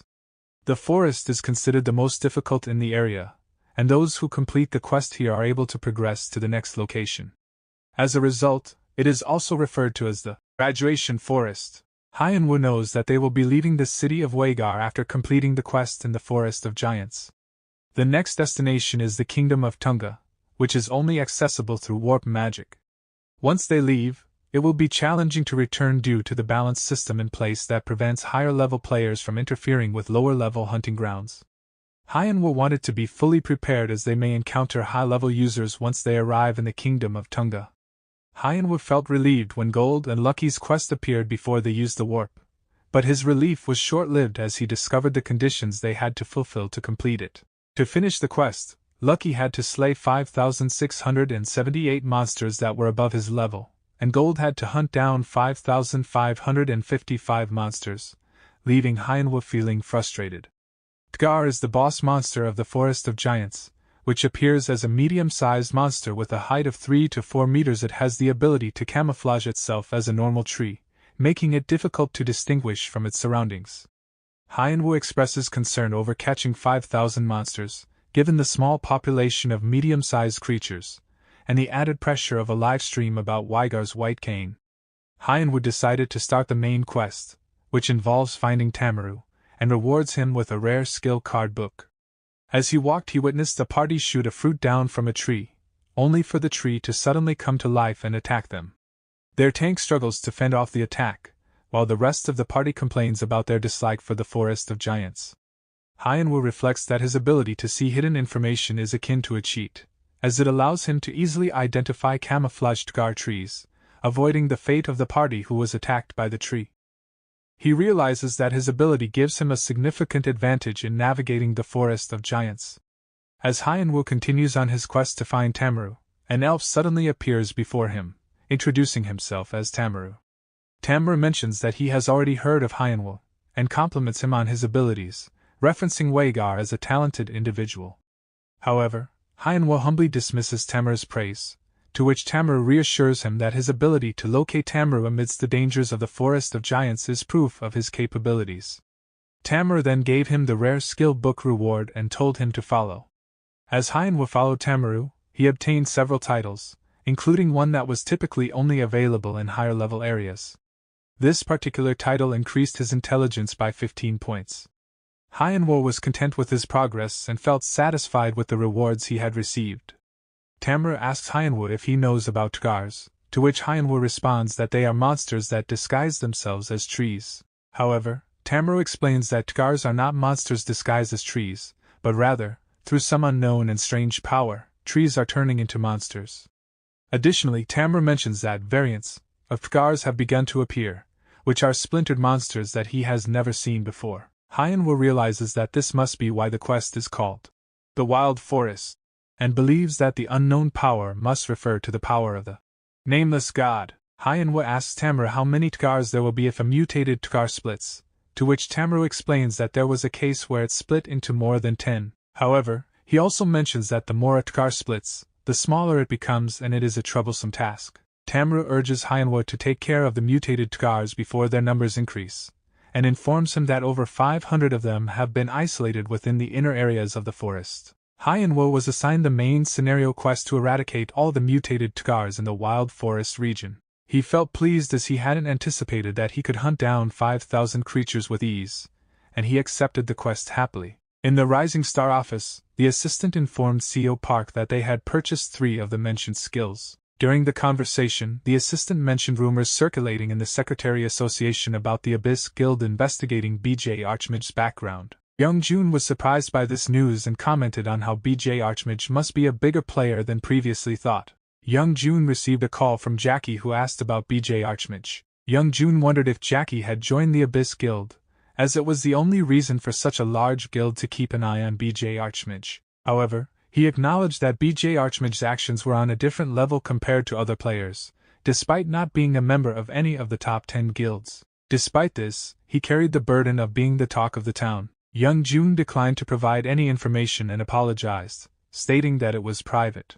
He then ended the conversation by suggesting that they hang up. Young Jun speculated that since the Abyss Guild was resorting to contacting them to reach BJ Archmage, it meant that they had no other means of communication with BJ Archmage. He believed that BJ Archmage had no intention of collaborating with any of the top 10 guilds, which made him uneasy about letting go of such a big opportunity. When the assistant asked for his plan, Young Jun decided to send an email to BJ Archmage, offering a 1-year contract for all his videos and live streams with a 9-to-1 profit distribution. Yukju and ManhwaRecap were engaged in a conversation when ManhwaRecap received a message that caught him by surprise.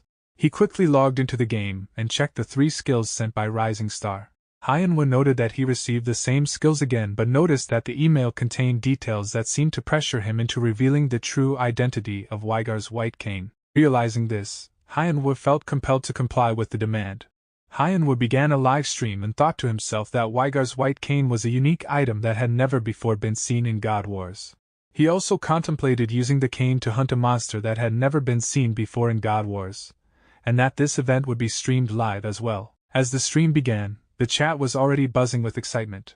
ManhwaRecap proceeded to reveal Weigar's White Cane, and announced that he had come to keep his promise to showcase the item's attributes. He also mentioned that he had prepared a special monster to demonstrate the cane's capabilities. The monster chosen for the demonstration was a Tkar, which initially received comments from the chat that it was a common monster.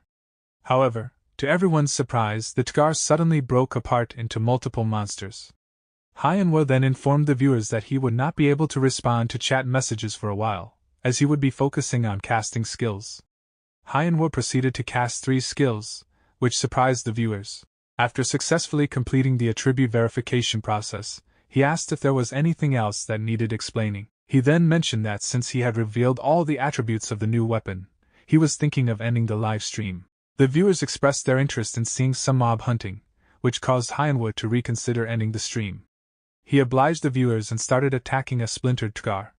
As he continued the hunt, he received donations from the viewers. ManhwaRecap then thought to himself about the profit distribution of 9-to-1, and realized that he could keep all the income, so he should work hard on his live streams. He also decided to properly thank the president for this. After successfully killing a group of Tkar, ManhwaRecap decided to end the stream, much to the disappointment of the viewers. He knew that continuing to hunt similar mobs would become repetitive and boring, so he decided to wrap up the stream.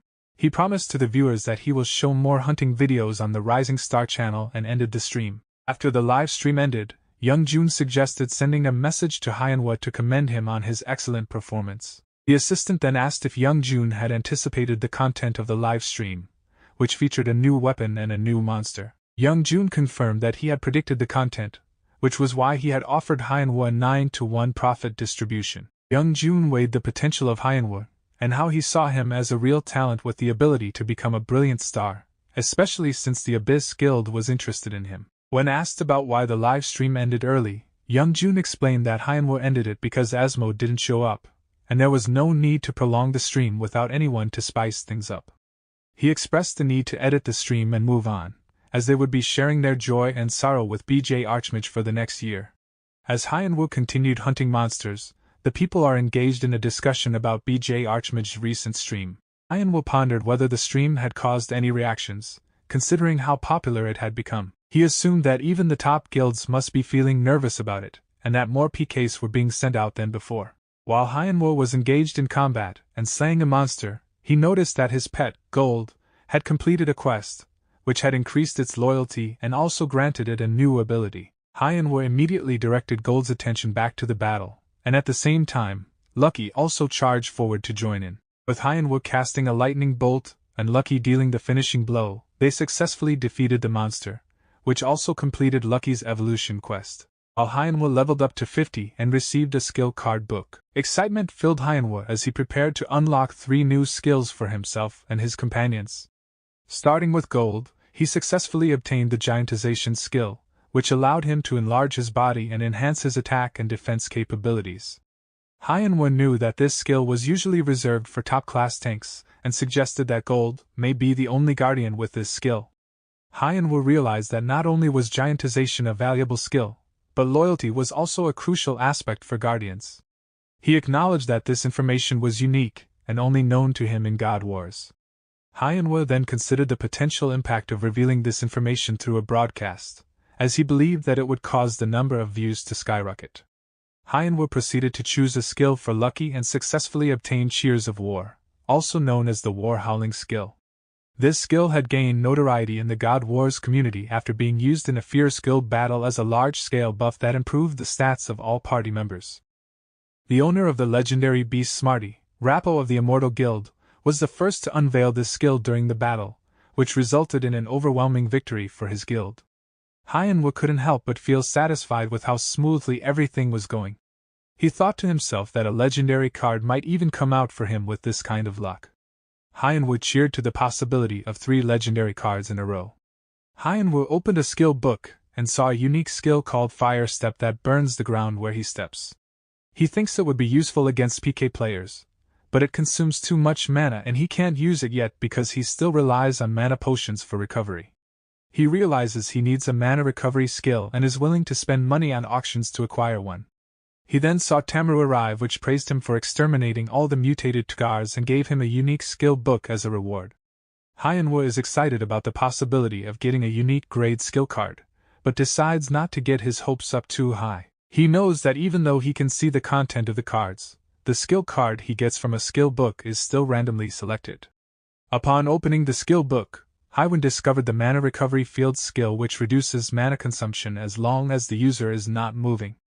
Excitedly, Hyanwo realized that this was the perfect skill for him, as it would allow him to continuously use his attack skills without worrying about running out of mana. He noted that it worked under the same conditions as the Ballista skill, and declared it to be the most efficient skill for his needs. After acquiring the skill, Tamaru informed Hyanwo that he noticed something unusual in the surrounding area. Hyanwo guessed that Tamaru wanted him to catch a boss monster. However, Tamaru clarified that he was referring to a strange transformation that had taken place in the Viltree. Hyanwo was surprised by this request since the Viltree was a significant and imposing tree in the forest. He doubted his ability to catch such a powerful monster at his current level. Nonetheless, Tamaru revealed that he needed Hyanwo's help to eliminate the mutated Viltgar.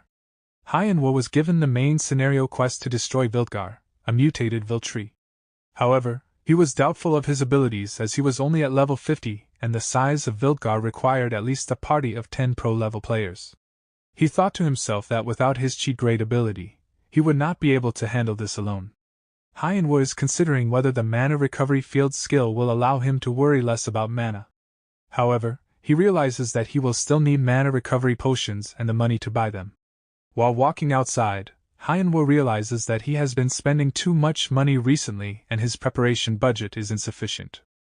He contemplates taking out loans to buy items but feels it is wrong. He also understands that he cannot keep postponing the live broadcast day after day. Hyanwo receives a message from the Rising Star channel reminding him of settlement day and is surprised to see that he received $25,000. He plans to send a thank you email to the channel, but while walking, he accidentally bumps into a woman causing her to fall over. The woman becomes panicked when her cap falls off, and as she tries to retrieve it, her hand touches Hyunwoo's when he also reaches for his phone. She then hurriedly put her cap back on and left. And he wondered if she saw the content of the mail. Lee Seol is always indoors due to social anxiety and spends most of her time playing games. However, in the game God Wars, she is known as the Muse of the Abyss Guild and is praised, making her feel like she is living a different life. The game has become a second reality for her. Upon logging into the game, Merlin informs Lee Seol that Emma wants the members of the Abyss Guild to keep a close eye on BJ Archmage, who is considered a dangerous person and a threat to the guild's survival. Lee Seol thinks to herself that if even Emma is talking about him, then he must be truly dangerous. In the Rising Star office, the assistant comments on the unprecedented profits even after settlement with the players under contract. Young Jun suggests going out for a company dinner, which excites the staff. However, the atmosphere changes when the assistant informs them of a message from BJ Archmage, thanking them for the settlement. Young Jun emphasizes the significance of BJ Archmage's message, as he possesses rare items and hunts monsters that even the top guilds have never encountered. He decides to bring in the video production team to document this event on a larger scale, and the staff is asked to work overtime. The company dinner is postponed for later. People were discussing BJ Archmage's new video and were surprised by the high-quality production. Meanwhile, Hyunwoo was also watching the video and had some thoughts to himself. He found it strange that the video was uploaded earlier than announced, and wondered if this was a tactic to urge him to show his own preparations sooner. Hyunwoo realized that if he was going to go on a raid, he would need to spend a significant amount of money on potions, which caused him some concern. He then saw Asmo's comment on BJ Archmage's video. Asmo mentioned that he was unable to watch the previous live stream due to being busy and urged BJ Archmage to do another broadcast soon so that he could watch it. Asmo also promised to make it worth BJ Archmage's while. Hyunwoo was taken by surprise, prompting him to log into the game immediately. Upon entering the Berserk Forest, he estimated the distance between himself and the Biltreant as it began to move. Excited by the prospect of encountering a massive monster, Hyunwoo reminisced about his past experience with such creatures. Although he acknowledged the Biltreant's impressive HP, he also noted that its size affected its movement speed, which he expected to work in his favor during combat. Hyunwoo observed that the Biltreant had 3 phases, a common characteristic of boss monsters. He noted that the creature had a self-destruct mechanism triggered when its HP falls below 10%. After getting ready, Hyunwoo began his live stream. He announced his intention to defeat the new boss monster, Biltreant, and showed the boss monster to the viewers. The viewers were surprised by the monster's size and some of them doubted if Hyunwoo could kill it. Hyunwoo consumed potions that boosted his stats and activated a mana recovery field. He attacked the boss by throwing various skills, such as fireballs, ice balls, and lightning balls, which surprised his viewers with his range. As the battle dragged on, Hyunwoo eventually ran out of mana and had to drink a potion. He expressed his frustration about the lack of mana in mage-class characters, regardless of the game they played. The boss started closing in on him. Lucky then used his skill which diverted the boss's attention toward him. This caused the boss to enter its second phase, where its branches transformed into trance. Despite the viewers' concern about the situation, Gold arrived to protect Hyunwoo from the trance. Hyunwoo ordered Gold to use his gigantification skill, allowing him to grow in size and strength. Asmo joined the live stream and donated a large sum of money, expressing surprise that Guardians could use a skill. Hyunwoo continued to unleash a barrage of skills on the boss. Hyunwoo noticed that the excitement level of the live stream had increased significantly, and suggested that it was time to take things up a notch. Asmo responded by making another $10,000 donation and commented that he would donate more if the entertainment continued. Hyunwoo asked Lucky to come over, which confused the viewers. Meanwhile, Asmo made another donation of $1,000 and commented on the talkative nature of Hyunwoo's guardian. Hyunwoo acknowledged Asmo's comment. The boss monster made its way to Hyunwoo, who took out an axe and prepared to use it to finish the boss. However, the boss suddenly triggered its self-destruct mechanism. Hyunwoo survived the explosion, thanks to Gold, who blocked the damage. Disappointed, Hyunwoo expressed his frustration at not being able to finish off the boss with his planned physical magic. Hyunwoo believed that everything went according to plan. He assumed that no one would suspect that he had prior knowledge about the boss's self-destruct mechanism. After completing the quest, ManhwaRecap leveled up twice. He noticed that the number of viewers had reached 120,000 and decided to wrap up the stream. ManhwaRecap thanked the viewers for watching, acknowledging that the climax may have been a bit underwhelming. Asmo commented that it was still worth watching and donated $20,000. Merlin and Emma, members of the Abyss Guild, discussed their current situation. Merlin expressed his concerns about their progress, while Emma disagreed and believed that things had become easier for them. She explained that Archmage Streamer had made himself a trophy by exposing his weaknesses on his live stream, which could instantly grant anyone fame by hunting him down. Additionally, Archmage Streamer lacked mana and was not under the Explorer Guild's VIP protection service. Emma suggested that they aim for an opening to get a lead on the scenario from him. Merlin agreed and proposed that they prepare their guild members by starting new characters and catching up to Archmage Streamer from level 1. Emma trusted that the Abyss Guild's authority and financial power would make it possible for them to prepare a class that's proportionate to the Archmage class. After successfully killing the Biltreant, ManhwaRecap acknowledged that he would not have succeeded without the help of Lucky and Gold. He then checked the titles and rewards that he received for completing the main quest. ManhwaRecap was pleased to see that the Biltreant Hunter title gave him a bonus to all stats by 20 points, while the other title gave him an additional 29 points to his health. He expected to receive many items for defeating such a massive boss monster. ManhwaRecap opened his inventory and was disappointed to see that he only received 2 items. The items were the Biltreant's treasure, and he wondered if he had missed any other items during the battle. ManhwaRecap couldn't help but feel disappointed, considering the size of the monster he had taken down, which was also ranked as unique. Despite his disappointment at the number of items received for defeating the Biltreant, ManhwaRecap opened one of the Biltreant's treasures and obtained a Biltreant root staff. However, he immediately expressed his disinterest in the item and remarked to himself that it was not valuable to him. ManhwaRecap's primary concern was finding items that he could exchange or trade to earn money, which he could use to buy food. Upon discovering that the Biltreant root staff was tradable, ManhwaRecap initially considered selling the item. However, his decision was influenced when he saw the options that increased mana regeneration amount and speed, which surprised him. Suddenly, Tamaru arrived and expressed surprise that ManhwaRecap was able to defeat the mutant. ManhwaRecap then hid the staff, and reminded himself to remain focused on finishing the main quest. He was more interested in the legendary ranked reward that he would receive for completing the main quest, as he had invested a lot of time and effort into it. As ManhwaRecap anticipated the reward for completing the main quest, he was suddenly ambushed by the nameless god's power. This surprised Tamaru. ManhwaRecap felt immense pressure from the attack, which was unlike anything he had experienced in God Wars. He was surprised that a game over screen had not appeared yet. However, he soon realized that his HP was decreasing rapidly, and started to panic, fearing that he would die in the game. Just as ManhwaRecap feared for his life, the dragon egg that he possessed suddenly shone and absorbed the nameless god's power. ManhwaRecap was amazed as he saw the hatching progress of the egg increase by 3%. Tamaru noticed the egg's reaction and expressed surprise, as he was not aware that ManhwaRecap was in possession of such an item. He advised ManhwaRecap to speak about it in detail with Sir Wigga, who was waiting outside. After exiting the Berserk Forest, ManhwaRecap was greeted by Wigga, who noticed the seriousness of his expression. ManhwaRecap revealed that he had taken down the mutated Biltree but was then ambushed by the power of the nameless god, which attempted to kill him. He attributed his survival to an egg, which he believed was designed to prevent players from jumping into the game without completing the necessary quests.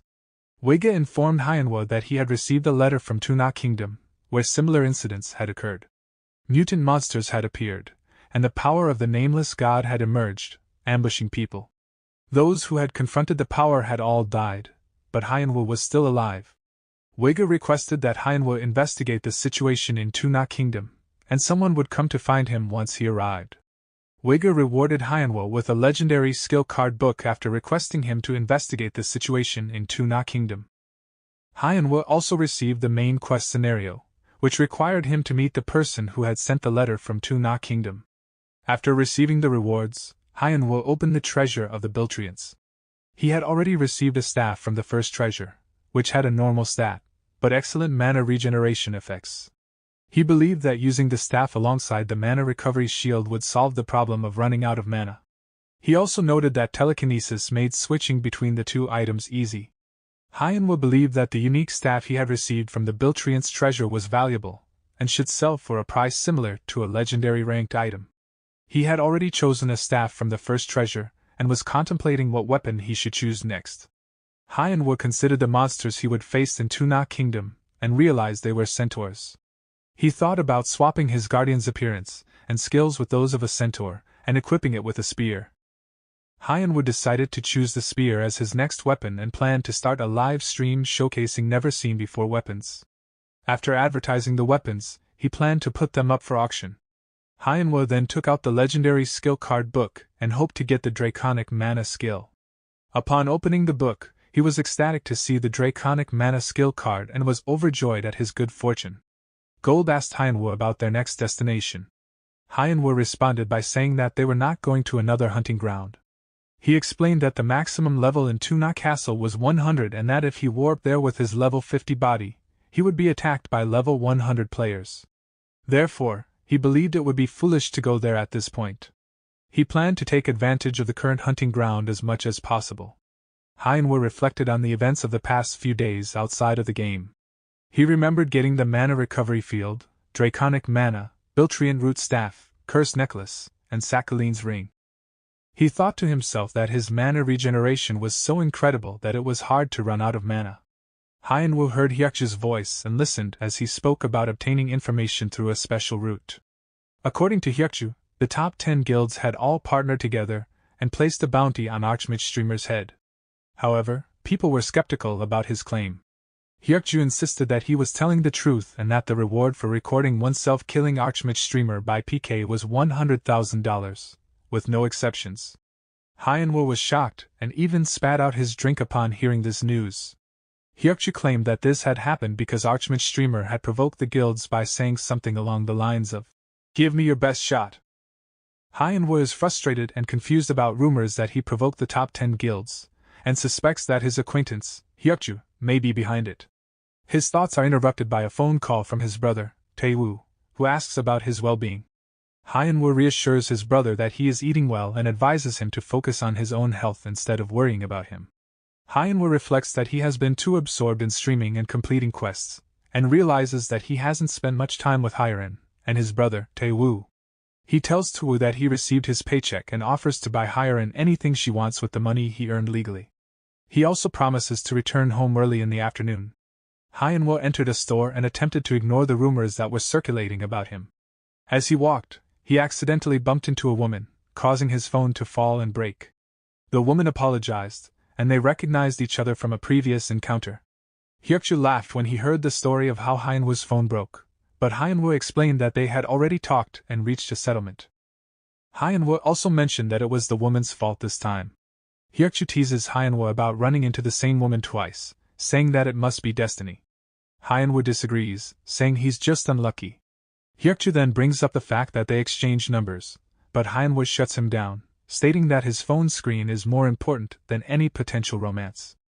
Hyukju informs Hyenwu about new information related to Archmage Streamer and the top 10 guilds, revealing that they are preparing for a face-off. He mentions that Archmage Streamer is farming non-stop at the Forest of Giants for the upcoming battle. Hyenwu seems uninterested in the news and questions where Hyukju is getting his information from. In the Rising Star office, Young-jun discusses the upcoming face-off between the top 10 guilds and Archmage Streamer with his assistant.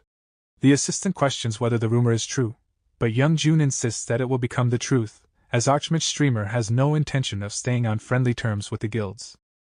Young-jun believes that Archmage Streamer wants the guilds to become hostile towards him in order to increase his viewership. He predicts a conflict between Archmage Streamer and the guilds in the next area, Tuna Kingdom, and acknowledges that they will have to pay a price to be a part of the action. However, the assistant doubts that Archmage Streamer will use the majority of the skills they are offering him and questions whether it will mean anything to him. Young-jun shows something to his assistant and suggests that a person who is driving recklessly needs additional airbags. Hyenwu hunted Trance with Lucky and Gold until he reached level 60, and equipped the Black Trance set which boosted his stats and damage. He also gave the same set to Gold, making Lucky jealous. Hyenwu then acquired a skill card book from leveling up and obtained the Recycle skill, which he had never seen before. Hyenwu understood the new skill called Recycle, which had the ability to recover HP by consuming MP or recover MP by losing HP. He questioned the usefulness of the skill in comparison to healing spells or buying a new shield-type skill. He considered the possibility of using the mana shield as his mana was overflowing, which could potentially offer better defensive capabilities than his current lightning shield. He also noted that as an archmage, he had the ability to learn any spell that was available. Mana shield was described as a skill that creates a protective shield using mana, with each hit on the shield consuming mana. Hyanwa pondered the idea of combining the recycle skill with the mana shield, as it would not only absorb damage but also potentially recover his health. However, he noted that the mana shield skill card was quite expensive, costing over $15,000, which presented a challenge. Hyanwa logged out of the game and logged back in to check the mana shield skills sent by Rising Star. He cheered and saluted the boss of the Rising Star channel. Tuna Kingdom is a location in a game accessible only through a warp in Wiggis Town after graduating from the Forest of Giants. It's considered the primary stage for mid-level players, with a central castle as the reference point, surrounded by 4 castles in the north, east, south, and west. Players initially encounter the West Castle after passing through the warp magic. In games, latecomers often fall behind veterans who have already established themselves and are affiliated with powerful guilds. This makes it easier for veterans to grow and receive support, which is why the Archmage streamer gained a lot of interest and became a hot topic. Hyanwa arrived at Tuna Kingdom and was immediately recognized by the crowd, who began to make assumptions about his next actions. Hyanwa announced that he would be open to taking pictures with everyone. After taking a photo with Hyanwa, the crowd shifted their attention towards Gold and Lucky, which left him feeling frustrated. However, Hyanwa remained focused on his goal and thought to himself that things were still progressing as planned. He hoped that the fake rumors about him provoking the top 10 guilds would settle down with this. For him, the main priority was the quest related to the main scenario, and he didn't want to be distracted by false rumors. While Hyanwa was ending the event, the Snicko company was observing and decided that it was time to teach the BJ Archmage a lesson. As Hyanwa emerged from the city, the Snicko guild approached him, asking to take a photo. Hyanwa noticed that they were from the Snicko guild and that Nakato was fully buffed, revealing their intention to attack him. Despite this, he agreed to their request. Nakato then asked if Hyanwa had changed his staff, to which he replied that he had and that it was better for beating up people like them. The Snicko guild was surprised when they realized that Hyanwa had known their intentions from the start. Despite this, they attacked him with confidence, believing that it was too late for Hyanwa to retaliate. Nakato commented that regardless of Hyanwa's items, he was still just a mage, and wouldn't be able to survive long against close-range attacks. As they continued their attack, the Snicko guild became confused as to why Hyanwa wasn't resisting. It was then that they noticed that their reinforcements had already been killed by Gold and Lucky. Hyanwa commented that it seemed like the PKers were quite surprised. Hyanwa remained unaffected by the Snicko guild's attacks due to his mana shield. He then proceeded to start a live stream. Hyanwa acknowledged that the sudden stream may have surprised some people who were looking forward to his first stream in Tuna Kingdom. He explained that he had run into some boring people who kept trying to ambush him. To combat this, he had changed his strategy and become a tanker. Hyanwa challenged the Snicko guild, saying that if they somehow managed to kill him, he would invest $100,000 into their guild. Hyanwa, while under attack, muses to himself about the weakness of mages in close combat, even in games like God Wars. He had anticipated the attacker's strategy of trying to get close to him, but he is hesitant to use Lucky of Gold, as it could potentially put his companion at risk. Instead, he decides to take on the role of a tank and become the target, putting himself in harm's way to protect his ally. Hyanwa taunts the attackers, who are members of the Snicko guild, while Nakato is bewildered about how Hyanwa was able to identify them. Lucky and Gold appear on the scene and eliminate the assailants. Hyanwa then rates the defeated players at 37 points, causing confusion among the viewers. He clarifies that it's their rating and proceeds to loot them. Hyanwa is considering which items to take and decides that if he takes only the best items, he might be suspected. As a result, he chooses to be cautious and takes the Treantwood shield, Centaur main robe, and Tuna sword. Hyanwa notes to himself that the PKers have paused their activities since a famous guild was defeated. He decides to move forward with his next plan and suggests to the viewers that merely ending the stream here will not be sufficient.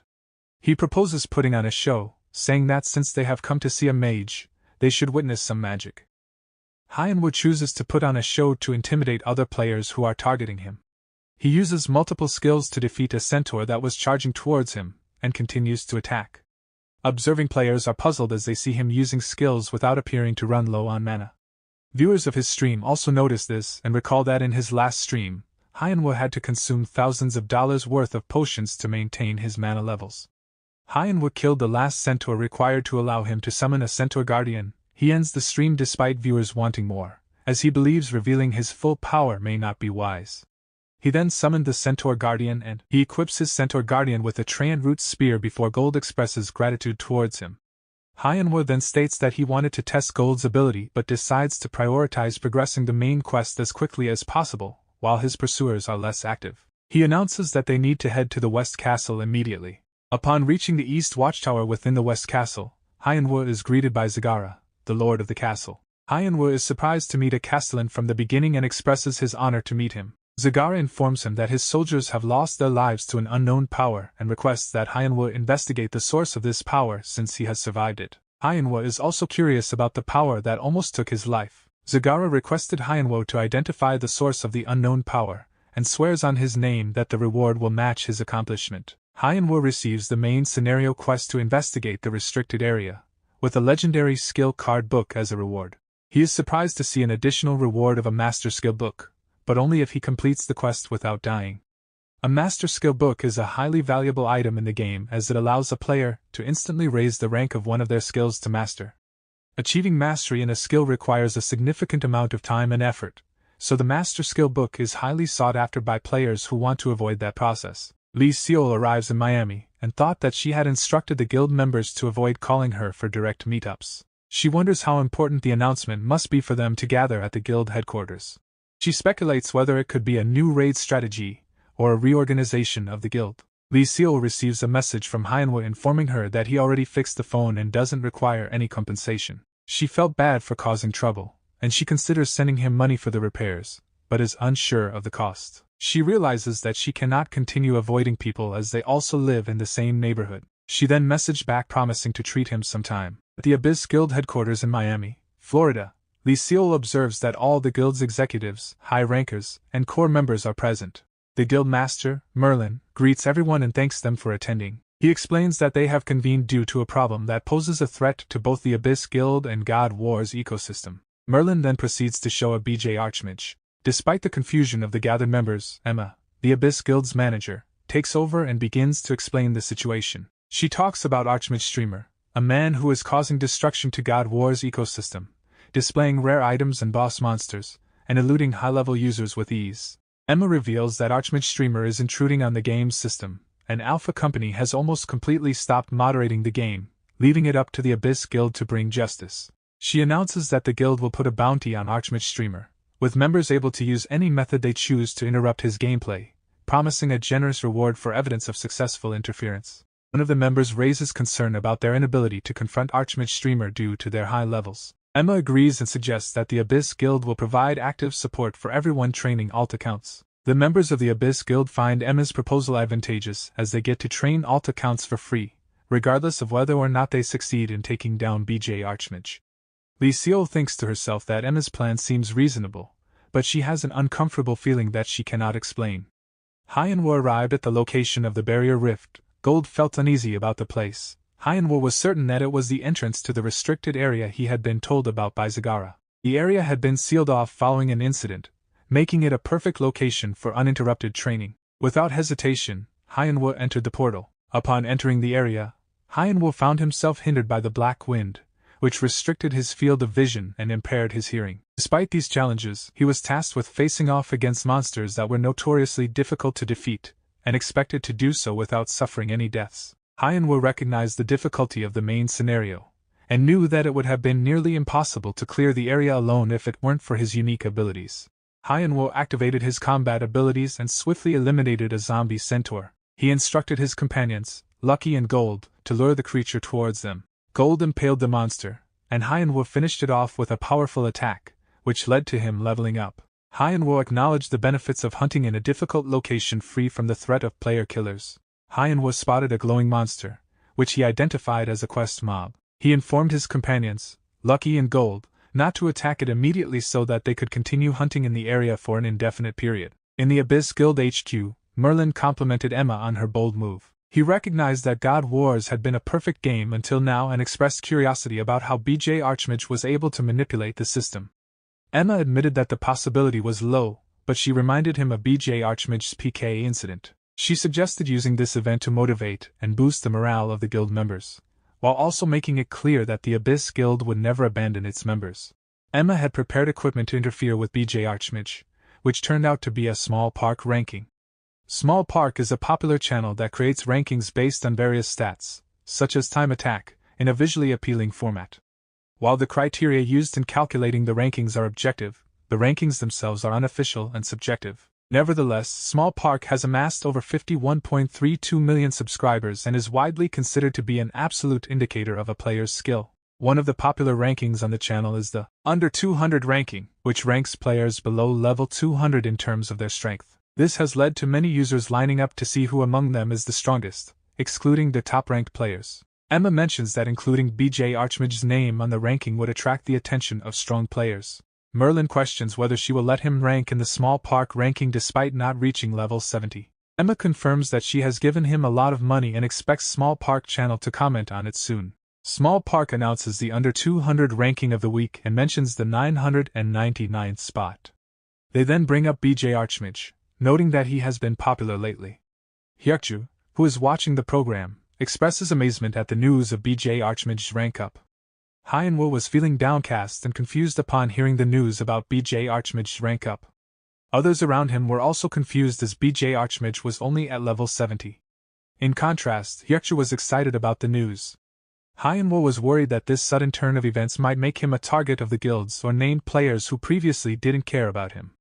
The Small Park channel's Under 200 ranking is considered a platform for showcasing great potential for development. Rising up in the rankings is viewed as a shortcut to becoming a star and making one's presence known. It is a highly sought-after achievement for those who aspire to achieve fame and success. Hyenwo wondered to himself how he had made it into the ranking. He questioned if the Rising Star CEO had a hand in it, and thought that it would be unlikely for anyone else to go to such lengths to interfere with him. He also thought that the CEO was bold if it was for advertisement purposes. Hyenwo realized that he could not be too relaxed anymore and decided to focus on completing the restricted area quest as quickly as possible. The assistant asked Youngjun if he had anything to do with Hyenwo's ranking on the Small Park channel. Youngjun denies any involvement, stating that he knows the owner of the channel and he won't listen to him. Youngjun reveals that BJ Archmage defeated the Snicko Guild, making it impossible for mid-tier guilds to disturb him. Youngjun believes that BJ Archmage purposely made himself a target by being mentioned in the Small Park ranking, as he is crazy about attention. Youngjun suggests that they should ask for favors from BJ Archmage and bribe him for his support. A large number of high-level players are coming to the low-level hunting grounds in search of BJ Archmage. The crowd questions the justification of high-level players going after a level 70 player, regardless of the price on his head. However, some believe that capturing BJ Archmage could boost their reputation and potentially land them in the Small Park ranking. Despite this, others express confusion as even players sponsored by Tier 1 guilds, such as Scarf Guild, are joining in the hunt. Avid from the Scarf Guild instructs his team to focus on capturing BJ Archmage, disregarding the presence of other users in the area. He has a personal motive for catching BJ Archmage as he hopes to recover a cut-off evaluation from a previous death. A lap from the Red Snake Company greets Avid and comments on his quick response to the news. He also notes that it's Avid's first login since the game over and that he must have had some difficulty getting to the location. Avid takes offense to the comment and accuses Alap of picking a fight, which Alap denies. Avid thinks to himself about taking down his competitors if something goes wrong. He then hears someone shout that BJ Archmage has appeared. Avid ordered the archers to confirm if the person was BJ Archmage, but it turned out to be two centaurs, who they were confused by. Unbeknownst to them, Hyenwo had used the polymorph skill to create the illusion. The viewers on the private livestream were entertained by the situation, while Hyenwo was satisfied that everything was going as planned. Earlier, before emerging from the rift, Hyenwo was feeling frustrated that the Scarf Guild and Red Snake Company, both first-tier guilds, were chasing him like rabid dogs to catch him. He was surprised that there were even people over level 90 gathered in the Golden Plains and wondered if they had left their conscience outside their capsules. Hyenwo felt fortunate to have received the Chain Lightning skill from the level 70 reward card, as it is incredibly useful when facing multiple enemies. However, He also acknowledges that winning may cause retaliation from other guilds, which could impede his progress on the quest. Despite this, Hyenwa decides to face the challenge head-on. Currently, Hyenwa is relieved to see a larger number of players gathered than he expected. However, he also realizes that his enemies might not have known about the gathering and would not have joined forces against him. He plans to use the situation to his benefit by creating distance between himself and his opponents. Hyenwa is confident that his speed will allow him to outpace any player chasing him. Hyenwa expressed gratitude towards his viewers for not revealing his disguise. However, other players in the vicinity became aware of this and called him out. They then spotted two centaurs running. Hyenwa subsequently ended the polymorph skill and made his stream public. He then used the haste spell and provoked other players to try and catch him, then turned and ran away. The players chasing Hyenwa were bewildered by his speed as they were unable to catch up with him. Avid felt embarrassed by the situation but was determined to catch Hyenwa no matter what it took. As Avid and Alap pursued Hyenwa, they became aware of the possibility of being ambushed by Lucky. Concerned about the danger of proceeding without support, Avid decided to halt the chase. He cursed himself for his failure to capture BJ Archmage. Upon realizing that the players chasing him had given up, Hyenwa decided to stop. He then reflected that running away could be a viable option if things went wrong in the future. Hyenwa was satisfied that the events that transpired would make for interesting content. Hyenwa observed that a few players were still attempting to catch him. He thought about potentially PKing them, and the chat expressed support for the idea. However, Hyenwa ultimately decided against it. He conveyed to his viewers that there was no point in targeting players weaker than him as it would bring him neither wealth nor honor. He reasoned that capturing those players would not even compensate for the cost of the polymorph skill he used. Afterward, Hyenwa opened his inventory and inspected the quest item. He recognized that he needed to complete the quest promptly if he was to reveal new monsters and dungeons to his viewers. While ending the stream, Asmo donated $10,000 to him and asked to show him more. The viewers also requested more, causing Hyenwa to hesitate while Asmo continued to donate and promised to increase the donation every 10 minutes. Hyenwa thought about how he had obtained a lot of information about the quest and needed to play it safe. He was also cautious about ensuring that the hidden information was not revealed.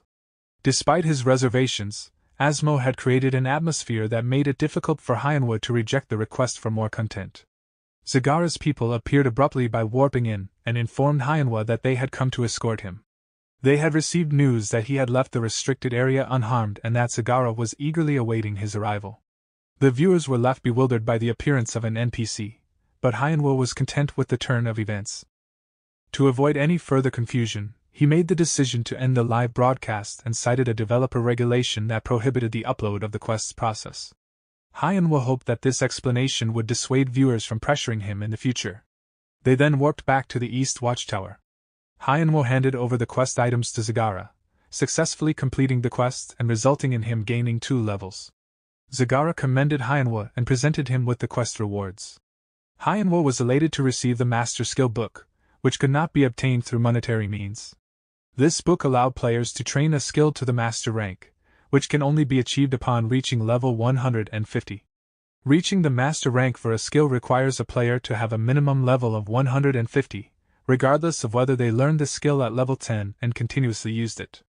Hyenwa made the decision to save the Master Skill Book for a more critical moment, and to postpone opening the legendary skill book, as he was keen to receive the next quest and keep moving. He was aware that his enemies would not stop after watching his last stream. After inquiring about the next quest, Zagara informed Hyenwa that his men had been attacked by a mysterious man based on the clues he had provided. Hyenwa was then given the main scenario quest, which involved finding the mysterious man in the restricted area. The hidden reward for completing the quest was Zagara's ring.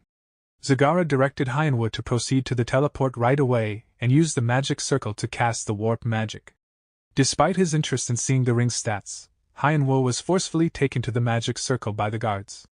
Hyenwa was transported to the Golden Plains through the magic circle, and although he was disappointed about not being able to see the stats of Zagara's ring, he assumed it was good as it was the reward from the main quest. As he searched for the entrance to the dungeon, other players in the vicinity who had been waiting for him began to take notice of his presence. Hyenwa hurriedly entered the restricted area and felt that it was safer inside. With the hope of acquiring a valuable skill, he proceeded to open the legendary skill book and came across the Indomitable Will ability. In God Wars, monster difficulty increases with their level and diversity of skills used. Ranged attacks and wide area skills are the most challenging gameplay factors. Mage classes are particularly vulnerable as their casting can be interrupted by attacks, and they need more time to cast strong spells. Hence, the Indomitable Will skill has become a necessity for high-level users. ManhwaRecap considered the penalty of increased casting time was preferable to having his casting cancelled. To fight against Pikers, he realized that he needed to learn wide-area magic skills to counter fast short-range dealers. ManhwaRecap believed that using wide-area magic spells that could inflict status ailments would be the best approach, but he also knew that these spells were expensive. ManhwaRecap carefully surveyed the area and quickly spotted the quest monster.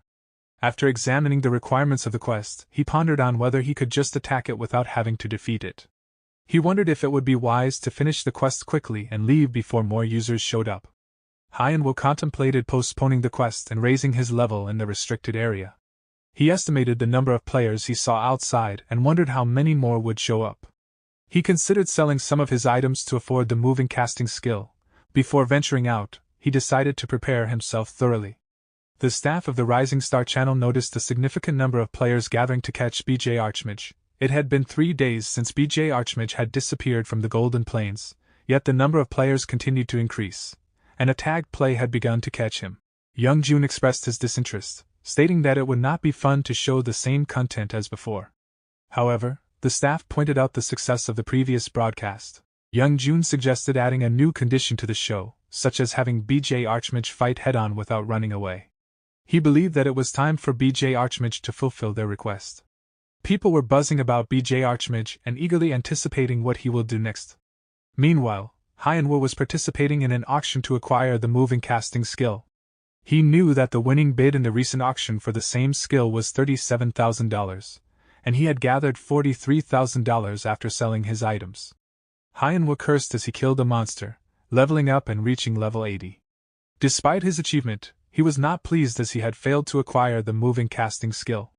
He remained optimistic, stating that he could obtain it from the level 80 card deck, confident that the War Dragon would grant him the skill.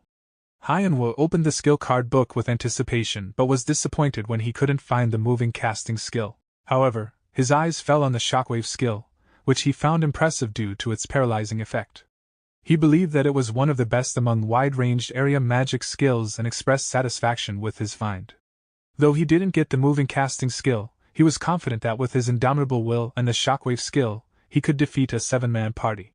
Upon emerging from the rift, ManhwaRecap began a live broadcast and was surprised to receive a message from the president of Rising Star.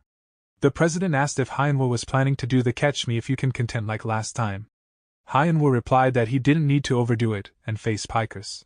The president then inquired if PK was possible. ManhwaRecap realized that the president didn't enjoy the previous broadcast and concluded that running away wasn't what BJ Archmage should do. He responded that there was no reason to refuse and decided that he shouldn't show fear, as he had planned to fight at some point anyway. ManhwaRecap was surprised when the president granted him the moving casting skill.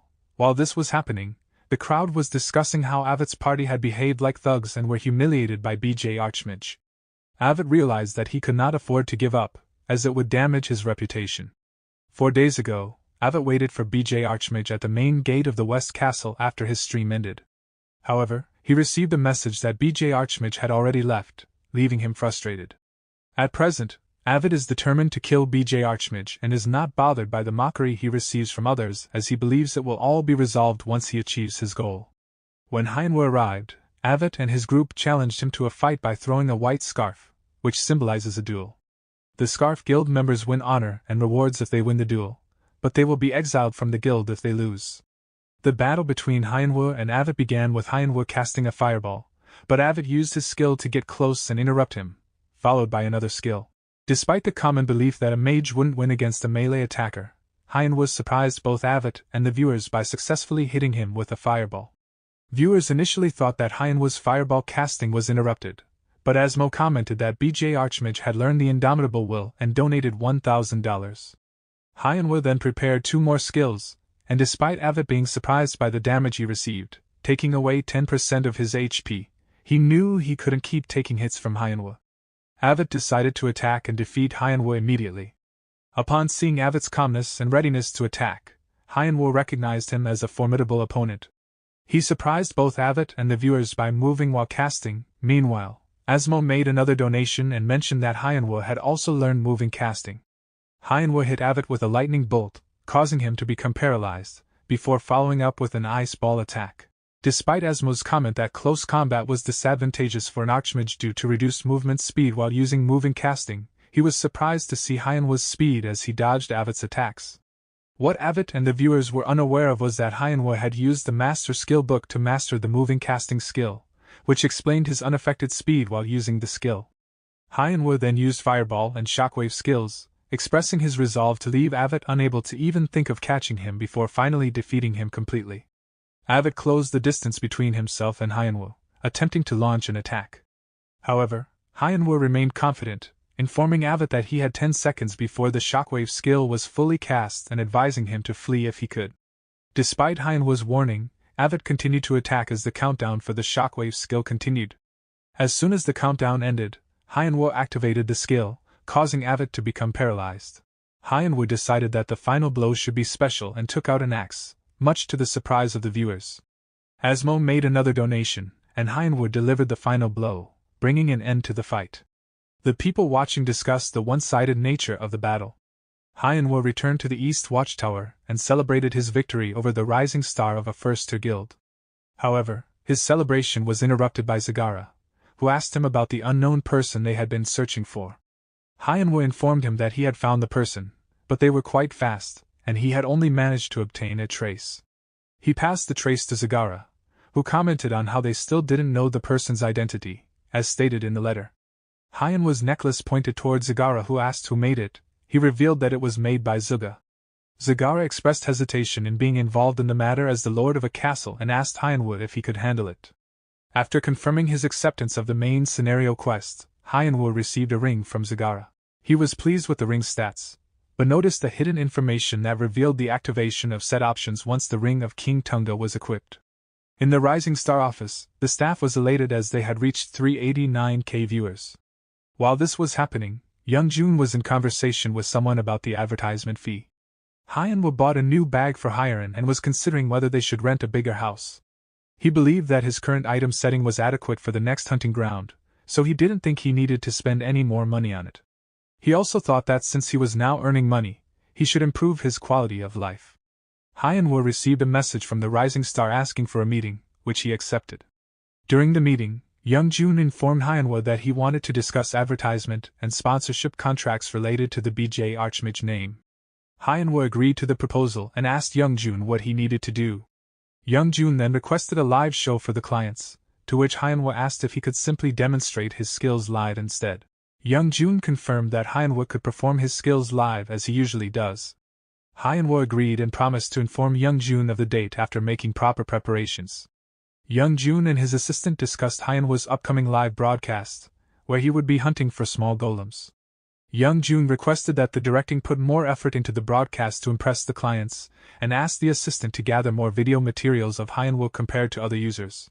He also suggested including clips of the top 10 guild members hunting the same golems, and requested that the assistant find clips of Merlin of the Abyss Guild, who is also an Archmage class. While Hyanwo was killing a small golem in just 10 seconds, some players were observing him in amazement. Hyanwo then collected all the quest items and met with Zuga. Zuga told him that he would need to make a compass like before to pursue the unknown man.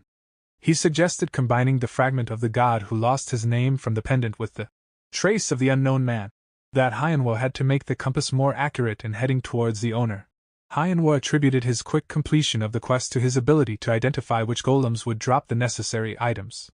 He considered doing a show for clients of him hunting small golems, but he deemed them too weak for his current level. After completing the quest, Zuga rewarded Hyanwo with a hammer, and he checked its stats, discovering its ability to extract and transfer the abilities of an item to another item, which surprised him. Zuga explains that using the golem's crystals will allow one to summon blue stone golems. These golems can be captured to obtain melting stones. The melting stones can then be used to combine two powers into one.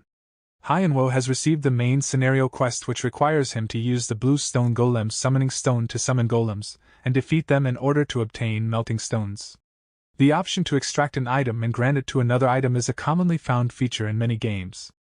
However, this system had not been discovered in God Wars until now, leading users to believe that such a system did not exist in the game. Hyenwo considered where he would use the hammer and decided to extract from Weigar's white staff. His goal was to extract the +1 casting option and grant it to Tunga's staff, a level 89 legendary item with an average price of $120,000 on eBay. Hyenwo was confident that he would be able to buy Tunga's staff once he secured an advertisement deal. He then noticed that Gold and Lucky have a quest. During a conversation in the Rising Star office, the assistant noticed that Young Jun had been constantly on his phone. The assistant suggested that the increasing interest from advertisers meant that BJ Archmage's value was also increasing. Young Jun agreed and explained that he had originally planned to take more time with the ads, but BJ Archmage's value had risen quicker than expected. They decided to prepare for a live showcase and announced the live broadcast time along with an edited version of the Viltgar raid. Young Jun titled the live broadcast, Warm Up. Young Jun expressed his gratitude to the attending advertisers and assured them that the live event would be starting soon. He was confident in BJ Archmage's abilities and believed that everything was set for a successful event. The broadcast began, and Hyenwo introduced himself to the audience. He explained that he would be performing a simple warm-up for the showcase and reassured the advertisers that they did not need to make a definite decision about the advertisements just yet. Hyenwo had no plans to sign a big contract at this event, only a few major commercials for a short period of time. Hyenwo summoned the Blue Golem, which surprised Young Jun since it was his first time seeing the monster. Hyenwo then announced that the Blue Stone Golem raid was starting. He felt a sense of excitement, believing that this was the stage where he risked his fate. He also realized that Lucky and Gold's evolution conditions were perfectly suited for the situation. Lucky's quest was to hunt the boss monster while Gold's quest was to defend his master against it. Hyenwo analyzed the boss monster's phase, which involved recovery and cloning, and created distance to strategize his approach. He decided to showcase his potential during the battle and ordered Gold to destroy the surrounding stones and trees to create more space. Then, he ordered Lucky to use life or death to take the aggro from the boss monster. Hyenwo believed that impressing the Major League Scouts would require him to show off his strategy rather than his firepower. He also calculated that the golem's swing cool time was 7.3 seconds. Hyenwo began his attack on the boss monster, using multiple skills to lower its HP to 60%, which triggered its second phase. The boss monster then split into 3 golems. Hyenwo ordered Lucky to take one of the golems, while he ordered Gold to use giantization and take the other golem.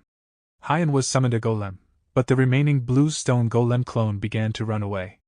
To prevent the clone from escaping, Hyenwo took out Weigar's bow and released multiple skills, successfully defeating the fleeing clone. Feeling that the standard procedure was getting boring, Hyenwo decided to change his approach and announced to the viewers that he will stop going by the standard. Hyenwo announced that he would use Dragon Fever to fight against the last blue stone golem. If he couldn't defeat it within the effect duration of Dragon Fever, he would reveal a quest that only he knew in the current game. This excited the viewers. He then activated the Dragon Fever. Hyenwo's performance left the advertisers feeling content, while Emma was engaged in a discussion with Gamma Pharmaceuticals, who expressed their interest in investing in BJ Archmage. Emma subsequently requested that they gather all available information about BJ Archmage. Hyenwo defeated the last blue golem, only to have it split into 10 smaller golems. He instructed his companions to prevent the golems from escaping as he used Chain Lightning and Shockwave to attack them. However, some viewers doubted Hyenwo's ability to defeat the monsters before the Dragon Fever expired. Asmo donated $10,000 and stated that he would give Hyenwo 10 times the amount if he failed. Hyenwo used Chain Lightning and Shockwave to eliminate a majority of the golems. With only 23 seconds left for the Dragon Fever, he decided to finish off the last golem with a physical attack, which led to him leveling up. Hyenwo felt confident about his skills and showmanship and believed that the advertisers must be content. However, he acknowledged that having the necessary abilities is not sufficient without a platform to showcase them. Hyenwo announced that he would be targeting the Centaurus Night next and would reveal the date and time on the Rising Star channel, then ended the stream. He acquired the Melting Stone for his quest and witnessed Lucky's evolution. Hyenwo was given the option to choose a new ability for Lucky and selected the Unbreakable Diamond skill, which offers increased defense at the cost of being unable to use other skills while active. Additionally, Gold finished his quest and increased his loyalty to grade 6. He then selected a new ability for the Guardian, and was pleasantly surprised by what he saw.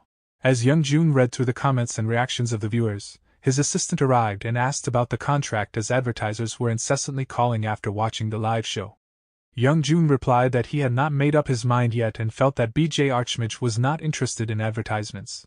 However, Young Jun was taken aback when BJ Archmage introduced a new boss monster raid without any prior information. The assistant indicated that BJ Archmage introduced the new boss monster raid to create a greater impact, which would lead to larger bets from advertisers. However, Young Jun disagreed and questioned the motive behind such a bold move for just a few $1,000s. He believed that BJ Archmage wanted to convey that the worth of his content could not be measured in monetary terms. Young Jun expressed his desire for BJ Archmage to showcase new monsters or items that have never been seen before on their channel, and requested that they offer something appropriate to that effect. When the assistant suggested negotiating with advertisers for higher advertising fees, Young Jun clarified that they were not taking any advertisement fees. The assistant expressed confusion when Young Jun stated that they were not taking advertisement fees. Young Jun clarified that they were taking premium items and skills instead, which would aid BJ Archmage. The assistant then raised concerns about the decreasing advertisement revenue of the company, and their need to survive. Young Jun thought to himself that he would match BJ Archmage's intentions and do his best to fulfill his responsibilities. Hyanwo was at the West Castle and he could not believe that he had acquired the Berserker skill on Gold's skill card. Soon after, soldier NPCs approached him and informed him that Silga was searching for him. They then escorted him to the Golden Smithy. The Golden Smithy is a well-known location in West Castle that all players are familiar with. It is the only place where players can obtain the Tunga series, which are legendary items of the Tunga Kingdom. Hyanwo was thrilled as he looked at the legendary items on display at the Golden Smithy. He even thought about how much money he could make by selling them, which would allow him to rent a better place.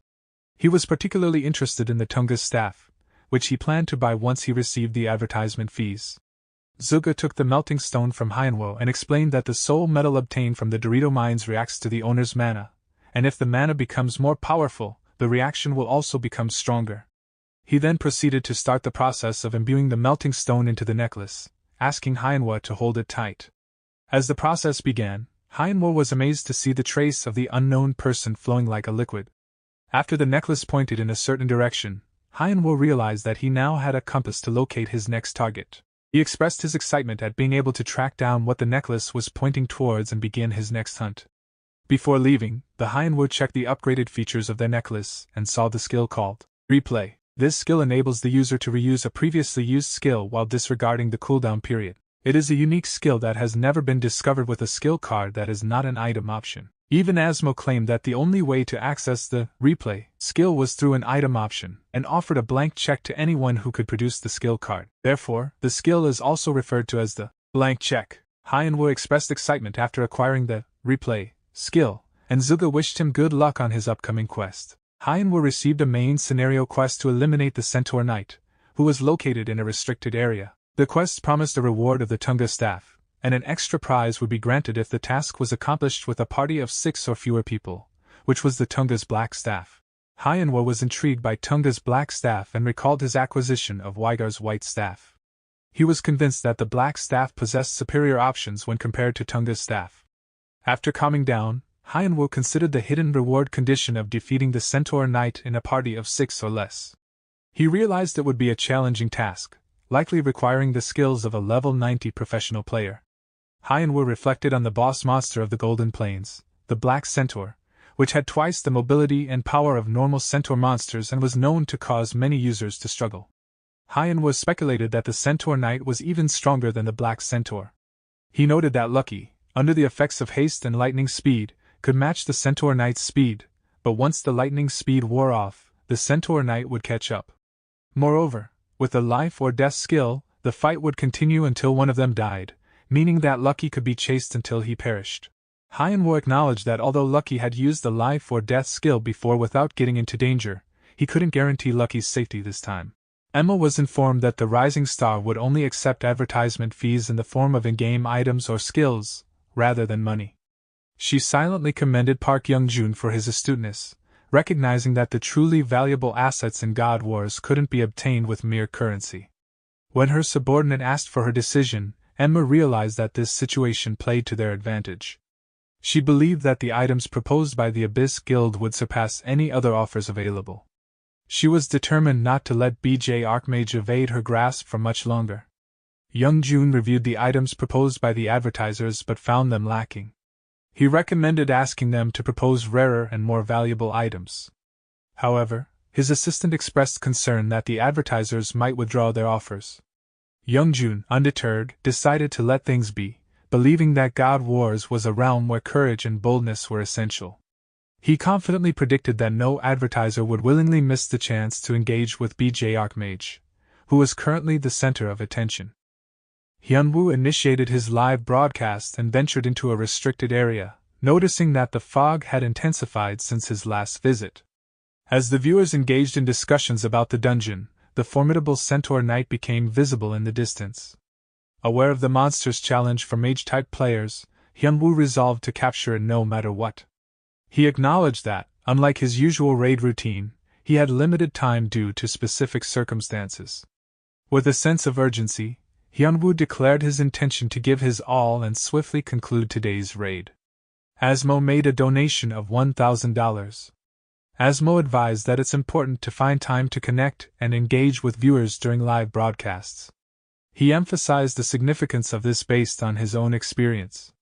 Hyunwoo used Dragon Fever to try and finish the fight within 10 minutes. He casted numerous spells, causing confusion among the viewers who struggled to see through the dense black fog. Some suspected him of hacking when he hit the boss from a distance, but a few noticed the necklace Hyunwoo was wearing and realized it helped him locate the monster. Despite the boss charging at him, Hyunwoo continued attacking with spells and evaded its attack. Hyunwoo summoned his allies, Gold and Lucky, who swiftly launched an attack on the boss. The boss retaliated, but Hyunwoo's mana shield absorbed the damage, allowing him to avoid the subsequent attack. The viewers became both excited and concerned about the unfolding events. Eventually, the boss redirected its focus towards Gold. Hyunwoo grinned, pleased to see that his plan was developing as planned. In God Wars, when there are no tanks present, the monsters tend to target the player who inflicts the highest damage. However, this tactic, known as aggro ping pong, poses challenges as the monster is compelled to frequently change its attack target. This behavior can be disadvantageous since it is difficult to predict how the monster will react. In regular parties, where all members may not react swiftly, aggro ping pong becomes a dangerous strategy. The viewers had doubts about whether Hyunwoo could successfully execute the ping pong strategy without any issues. However, Hyunwoo had an advantage as he could monitor the aggro meter displayed on the monster's head. While the Dragon Fever's effect wore off, the Centaur Knight activated haste and prepared to strike. In the meantime, Asmo made a generous donation of $10,000 but believed that Hyunwoo had met his demise. Fortunately, Lucky utilized his skill to draw the boss's attention and took on its aggro.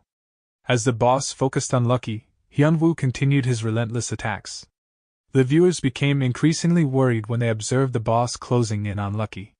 After some time, the boss finally caught up to Lucky and launched an attack. It followed with another attack, but Lucky used the Unbreakable Diamond skill and successfully withstood the onslaught. Hyunwoo confused the viewers by utilizing the replay skill, which they believed was only accessible as an add-on feature on an item.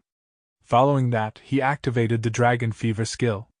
Asmo made another donation and expressed astonishment at Hyunwoo possessing the replay skill. Hyunwoo carefully calculated the distance, and activated his skills, and unleashed a flurry of abilities on the boss. As a result, the boss transitioned into its third phase after taking heavy damage. Hyunwoo expressed his confidence, stating that he had almost defeated the boss. However, he didn't want to let the viewers down, and intended to stay engaged until the very end. To accomplish this, he decided to move closer to the boss. This decision confused the viewers. Hyunwoo grabbed an axe, causing excitement among the viewers.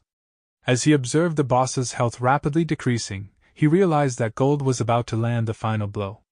Despite his efforts to intervene, he was too late, and the boss was defeated. Gold and Lucky celebrated their victory while Hyunwoo felt embarrassed by his failed attempt. He ended the broadcast, but he was relieved that Gold and Lucky emerged unscathed. Hyunwoo expressed concern about the short duration of the live stream, wondering if it would be acceptable. He also worried about potential complaints from the advertisers. Hyunwoo wondered if he would no longer receive advertisements. He obtained the Centaur Knight's treasure and expressed disappointment upon realizing that there was only one reward for defeating the boss. He emphasized that he had successfully defeated a boss that typically required a team of 10 or more people.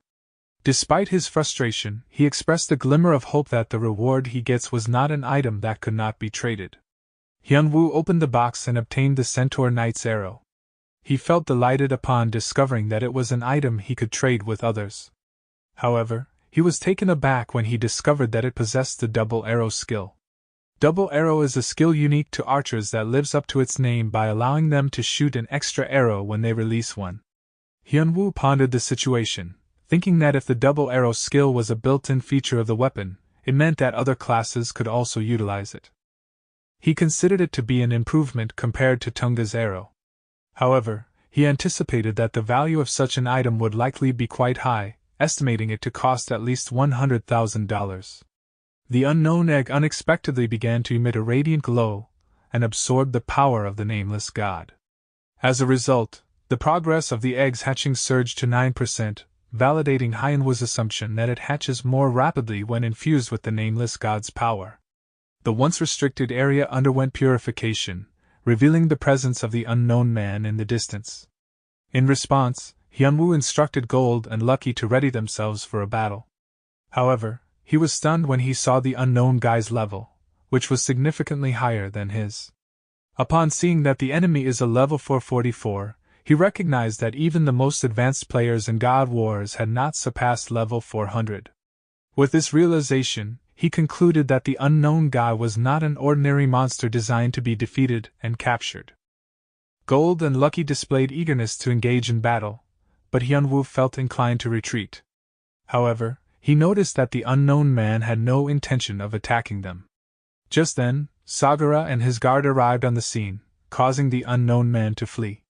As a result of completing the quest, Hyunwoo gained 2 levels. He felt a sense of relief knowing that it was a scripted scenario where the NPC had come to his aid. The group then made their way back to East Watchtower. Sagara expressed gratitude to Hyunwoo for eliminating the threat to his castle, acknowledging that no reward could adequately repay him.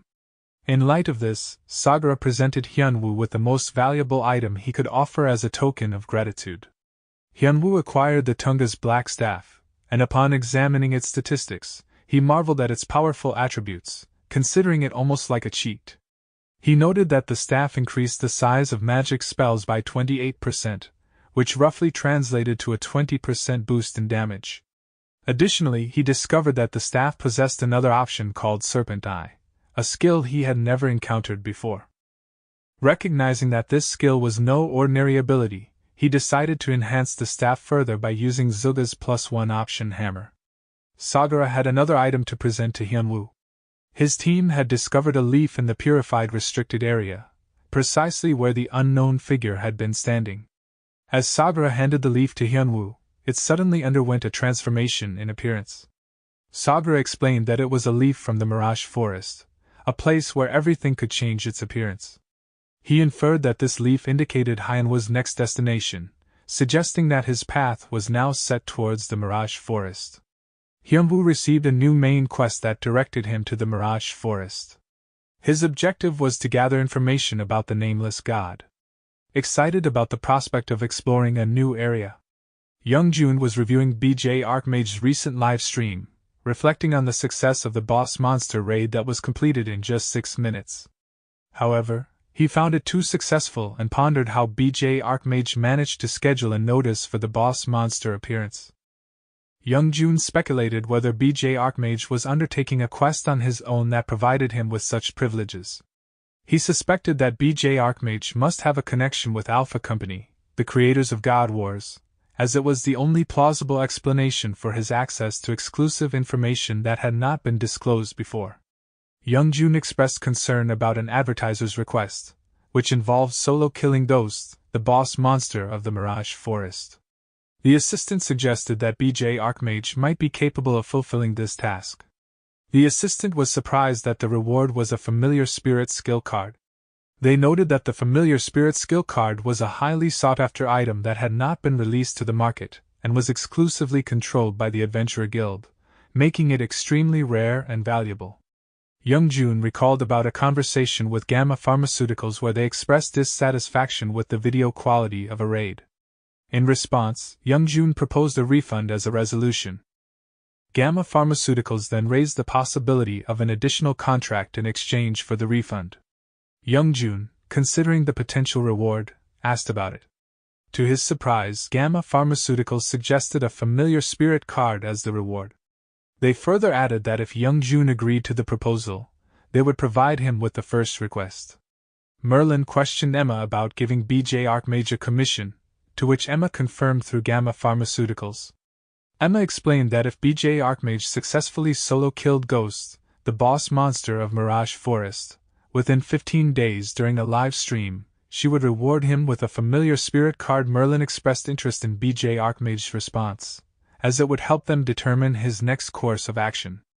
Emma revealed that she had already leaked information about the route to the Hunting Snake Guild.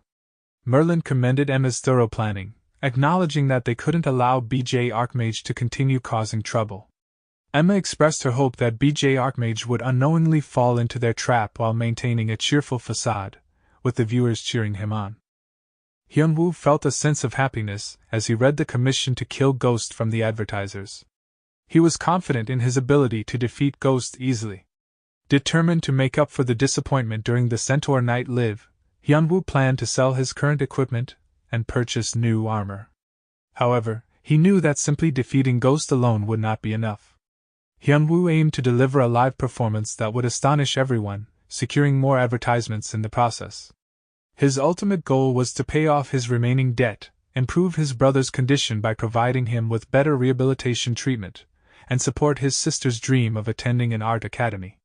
Hyunwoo reflected on his previous experiences in Mirage Forest as he ventured there once again. The forest was primarily intended for players between levels 100 and 110, accessible through a warp magic portal after receiving a quest from Tunga Kingdom's West Castle. In this area, not only were there slimes, a type of transforming monster, but the mirage itself could alter the appearance of both geographical features and players. To discern between monsters, slimes, or other players, the only method was to engage in combat and determine their true nature through attack. Hyunwoo thought that the Mirage Forest was an ideal location for ill-mannered users to engage in player killing by disguising themselves as monsters. This is why the forest earned the nickname Ill-Mannered Forest. The Mirage Forest gained significant notoriety due to the infamous Hwayang Guild Ghost Steal incident. During a boss raid on Ghost, the boss monster in the forest, the renowned Tier 1 guild, Hwayang Guild, was attacked. All 14 guild members participating in the raid were instantly killed, and the boss monster was stolen from them. The thieves responsible for the theft went on to establish a guild known as the Hunting Snake Guild, which specialized in stealing and engaging in player-killing activities. Hyunwoo knew that hunting in the Mirage Forest required a defensive strategy due to the past incident. To ensure safety from player killing, it became customary to form 3 groups, each consisting of 5 people, as a protective shield. Lucky discovered a hidden dungeon called Slime's Abode, much to Hyunwoo's excitement. Hyunwoo realized that leveling up in the dungeon would provide a safer alternative to avoid player killing in the Mirage Forest. Although the existence of hidden dungeons in the forest was known, finding them was challenging due to the ever-changing appearance of the field. Additionally, the heightened awareness of PK made searching for hidden dungeons even more difficult. Hyunwoo felt fortunate to be the first one to have discovered this particular hidden dungeon. Hyunwoo expressed his gratitude to Lucky for discovering the dungeon and eagerly anticipated the opportunity to level up. Meanwhile, within the forest, players continued to fall victim to player killing. A PK player took pleasure in taunting their victims, particularly relishing in leaving only the healer alive in a party of 3. They warned that such fate could have been avoided had the victims remained within the protected area designated by the Explorer Guild and refrained from venturing outside without knowing their place. With the final strike, the PK player ended their victims' lives. Another man arrived at the scene and addressed Beagle. The unknown man reprimanded Beagle for acting recklessly during an important commission, comparing their behavior to that of a trained dog that follows orders to wait. Beagle expressed frustration, questioning why he wasn't provided with proper support. He also mentioned the uncertainty of whether the individual known as BJ Archmage had accepted the commission. In response, the unknown man suggested that Beagle could give up if he disliked the situation, emphasizing that there were still 4 other people on the waiting list. Refusing to give up, Beagle stated that he couldn't do so. In his thoughts, he expressed the desire to catch a significant target like BJ Archmage in order to gain recognition and become as renowned as the guild master. He compared himself to a hunting dog, emphasizing his determination and unwillingness to easily abandon his prey. Hyunwoo kept defeating monsters and eventually reached level 89. He equipped the Tunga's black staff and was pleasantly surprised by the rewards of titles that came with it. Excited to experience the power of the Serpent Eyes skill, he eagerly looked forward to testing it out. In God Wars, there are crowd control skills referred to as CC skills. These skills have the ability to temporarily disable enemies. The most prominent CC skills are Paralyze and Sleep, which immobilize opponents. There is also Confusion, which removes aggression, Blind that hinders sight, and Petrify, which can be found as an item modifier on Tunga's black staff. Petrify is advantageous as it resets the enemy's behavior pattern. While continuing his hunt, Hyunwoo noticed that his gauge filled up rapidly. He realized that by casting his attack spells 3 times, he could fully charge his skill, Serpent Eyes. The slimes in the Mirage Forest were particularly troublesome because they seemed to be never-ending. Curiosity sparked in Hyunwoo's mind as he wondered about the potential effects of his new skill, Serpent Eyes. Hyunwoo activated his skill, Serpent Eyes, causing all the monsters surrounding him to turn into stone. He was astounded by the skill's efficiency, as it affected multiple targets at once. He calculated that if he had Dragon Fever active, he could use the skill every 30 seconds. However, he couldn't shake off his concern about being accused of hacking. Lucky effortlessly disposed of the petrified monsters, leading Hyunwoo to level up to 90. Unfazed by his username, Hyunwoo focused on the positive results he achieved. He decided to proceed with killing the ghost boss after selecting a skill card for his level 90 reward. Hyunwoo was pleasantly surprised by the skill he obtained and made plans to start hunting the ghost boss. Before setting off, he decided to sell some of his items to buy snacks for Hyren. His friend, Hyukju, became curious about his activities and questioned him. Hyunwoo quickly made up an excuse, pretending to be texting his girlfriend, which made the others doubtful and suspicious. When he revealed it was a joke, they felt relieved, but Hyunwoo felt a bit offended that they doubted his ability to attract a girlfriend. Reflecting on his recent lack of contact with girls, except for getting compensation for his phone from Lee Seol, he pondered the likelihood of a woman paying attention to him. In an effort to earn some money, he posted the Biltriant staff up for auction. Hyukju quickly noticed that the Biltriant staff was posted for auction, and it was the same one used by Archmage Streamer. He informed Hyunwoo about this discovery, leaving him surprised. Hyunwoo now hoped that the item would fetch a high price in the auction. In the Abyss Guild, Emma and Seol were discussing Seol's recording schedule. Seol mentioned that he hurriedly flew to their location thanks to Emma's private jet. Emma inquired about the progress of Seol's alt-character project, to which he replied that he was still at the swamp. Seol wondered why Emma was interested in Archmage Streamer. Merlin entered the room and greeted them, referring to Seol as their muse. Seol and Merlin exchanged greetings, and then Merlin asked to borrow Emma for a personal favor. Seol agreed, allowing Merlin to speak with Emma. Merlin expressed his uneasiness about dealing with top members who are unaware of the behind-the-scenes activities. Emma advised against bringing up the matter with Seol. Merlin then mentioned the lack of news regarding Archmage Streamer accepting the request despite setting a significant bait. Emma informed Merlin about Park Youngjun from Rising Star, who seemed to have noticed something. Merlin acknowledged Park Youngjun's intelligence and cunning nature. She knew he was known for maximizing his profits and pushing opponents to their limits. Merlin shared that Park Youngjun had mentioned being in the middle of processing, remarking on his cleverness. Emma speculated that Archmage Streamer might have uncovered their intentions, leading to the possibility of a traitor within their ranks. Despite the uncertainty, they could only wait for the forthcoming reply. Merlin inquired about the situation, and Emma mentioned that Archmage Streamer had initiated a live stream. Merlin expressed surprise that a live stream was being conducted without a response to their request. Emma surmised that the stream was likely related to the item posted on Bay. Hyunwoo greeted his viewers and announced that he will solo kill Ghost on the live stream, which surprised Emma and Merlin. The people were engaged in a discussion about the item that Archmage streamer had listed for auction. They speculated on the reasons behind his decision, considering whether he needed the money, was seeking attention, or aiming to attract potential sponsors. In the Mirage Forest, Hyunwoo was frustrated as the item he put up for auction isn't going up in price. He believed that he could fetch a significant amount of money for the item, so he spent all his funds on acquiring various items and skills. However, he knew that he required more firepower for the surprise show. The upcoming live broadcast is not just a regular boss monster raid. BJ Archmage standing and recognition are at stake, making this broadcast extremely crucial. Therefore, the significant investment made for this event is not considered a waste. Hyunwoo was confident in his ability to defeat the boss, Ghost. However, he encountered a problem with the cursed necklace, as it was not reacting and seemed confused by an unknown power in the Mirage Forest. Despite this setback, Hyunwoo was determined to proceed with the quest and defeat Ghost to make progress in the main storyline.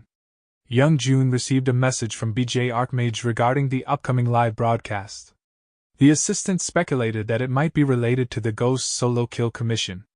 Young Jun, however, believed that the terms of the commission were suspiciously favorable and suspected that BJ Archmage had other motives.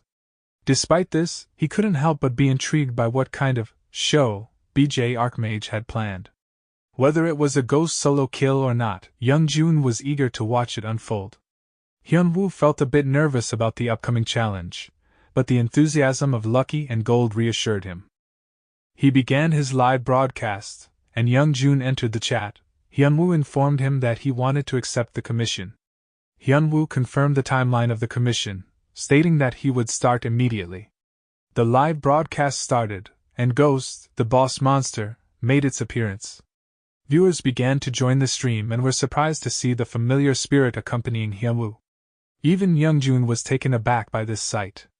Hyunwoo prepared his skills, and the familiar spirit also unleashed its own skill. The viewers were amazed by what they perceived as quadruple casting. Some saw this as cheating. Hyunwoo unleashed his powerful skills, dealing significant damage, while Gold prevented the boss from getting too close and Lucky contributed with additional damage. The viewers understood that, at this phase, only physical attacks were effective. Hyunwoo knew that when Ghost transformed into its ghost form, it would pose a greater challenge. Hyunwoo noticed that Beagle was in the area near him, and knew he was an assassin of the Snake Hunting Guild. In the Abyss Guild, Emma couldn't help but wonder how much ahead BJ Archmage was compared to them. Despite knowing that the commission was a trap, he still accepted it confidently. Emma noticed that he was even proudly using the familiar spirit skill, which was the reward for completing the commission. Young Jun and Emma speculated that BJ Archmage's decision to reveal the familiar spirit skill and showcase his hunting abilities was a deliberate message. Emma believed that this message indicated that they would need to offer a higher price if they wanted to obtain the clue they were seeking. She realized that BJ Archmage might have already discovered their PK commission plan, causing their strategy to fail. With the aim of minimizing further damage, Emma concluded that they should halt their current course of action. Merlin expressed surprise at the decision to stop watching the live broadcast. Emma informed Merlin that their plan had been cancelled since BJ Archmage was already aware of their intentions. She instructed Merlin to inform the Hunting Snake Guild to also withdraw as their plan was no longer possible. Merlin asked about their next course of action, to which Emma stated that they needed to respond to the message they had received. Young Jun understood the message sent by BJ Archmage, which revealed that he was already aware of the trap and the client behind it. Young Jun acknowledged BJ Archmage as a formidable individual and believed that he was involved in a significant project beyond his imagination. He also interpreted that BJ Archmage had accepted him as an ally. Therefore, Young Jun concluded that there was no need to continue watching the live broadcast. He then told his team that their top priority should be to devise a plan to assist BJ Archmage. Beagle received instructions to refrain from attacking due to a new order. Despite the opportunity to take advantage of a significant level gap, Beagle expressed frustration at the decision. He planned to ambush the target during a specific phase of Ghost's Spectre Dash ability. In the third phase of the battle, Ghost activated Spectre Dash, causing confusion among the viewers as Hyunwoo instructed Lucky and Gold to position themselves behind him.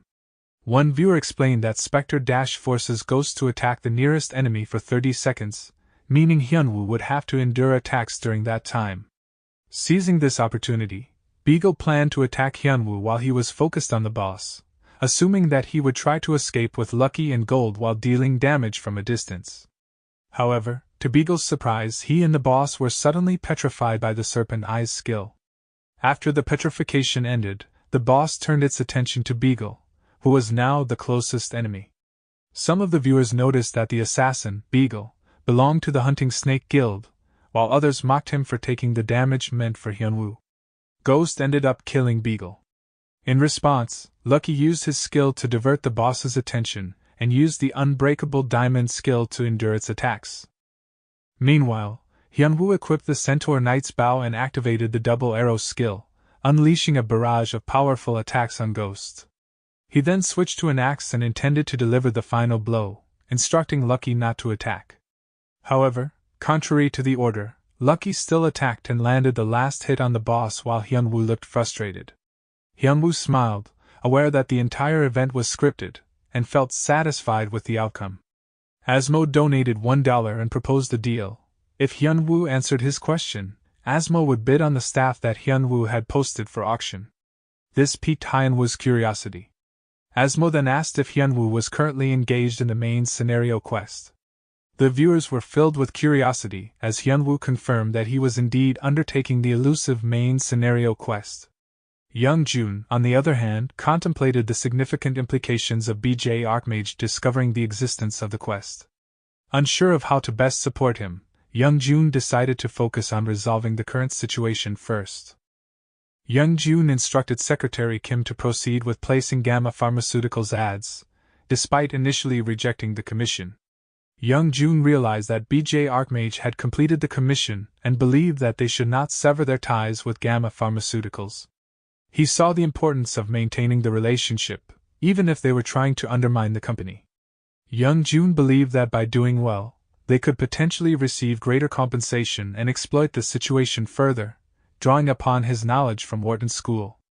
Hyunwoo logged out of the game, feeling exhausted, and reflected on the events that transpired after defeating Ghost. He noticed that the cursed necklace started reacting, but he was careful not to reveal any clues to the viewers. He then proceeded to loot the items from Beagle and obtained a legendary weapon, Fire Snake's Fang. Hyunwoo contemplated the situation, realizing that Beagle and the Hunting Snake Guild had made a determined effort to eliminate him. The activation of the cursed necklace meant he could continue with the main quest, but it also brought a new challenge. He anticipated being bombarded with questions about the main scenario quest, causing him a headache as he considered how to handle the ongoing interrogations. Hyukju arrived and shared the news that BJ Archmage had revealed that he was engaged in the main scenario quest. Hyukju was excited about the implications, believing that it would cause a significant impact in the game world. Curious about the outcome of his deal with Asmo, Hyunwoo checked the item he had put up for auction. Initially, he assumed that Asmo had made a low bid, but upon seeing Hyunwoo's indifferent reaction, Hyukju informed him that Asmo had actually spent $100,000 for the answer. This amount, equivalent to 100 million won, surprised and shocked Hyunwoo. Hyunwoo returned home and brought food for his niece, Hyerin, and his brother. His brother expressed concern about the amount of money being spent and questioned if Hyunwoo could afford it. Hyunwoo jokingly responded, assuring his brother that he didn't resort to selling his organs to buy food. However, Hyunwoo decided to be honest and revealed that he was involved in something important that put his life in danger. He mentioned a group called IMF, who were targeting the information he possessed, and jokingly referred to his partner as Ethan Hunt, whose real name is Tom Cruise. His brother, unimpressed with the joke, advised Hyunwoo not to overwork himself and to avoid recklessness. In his thoughts, Hyunwoo acknowledged the challenges he faced and the forces that were trying to interfere with him.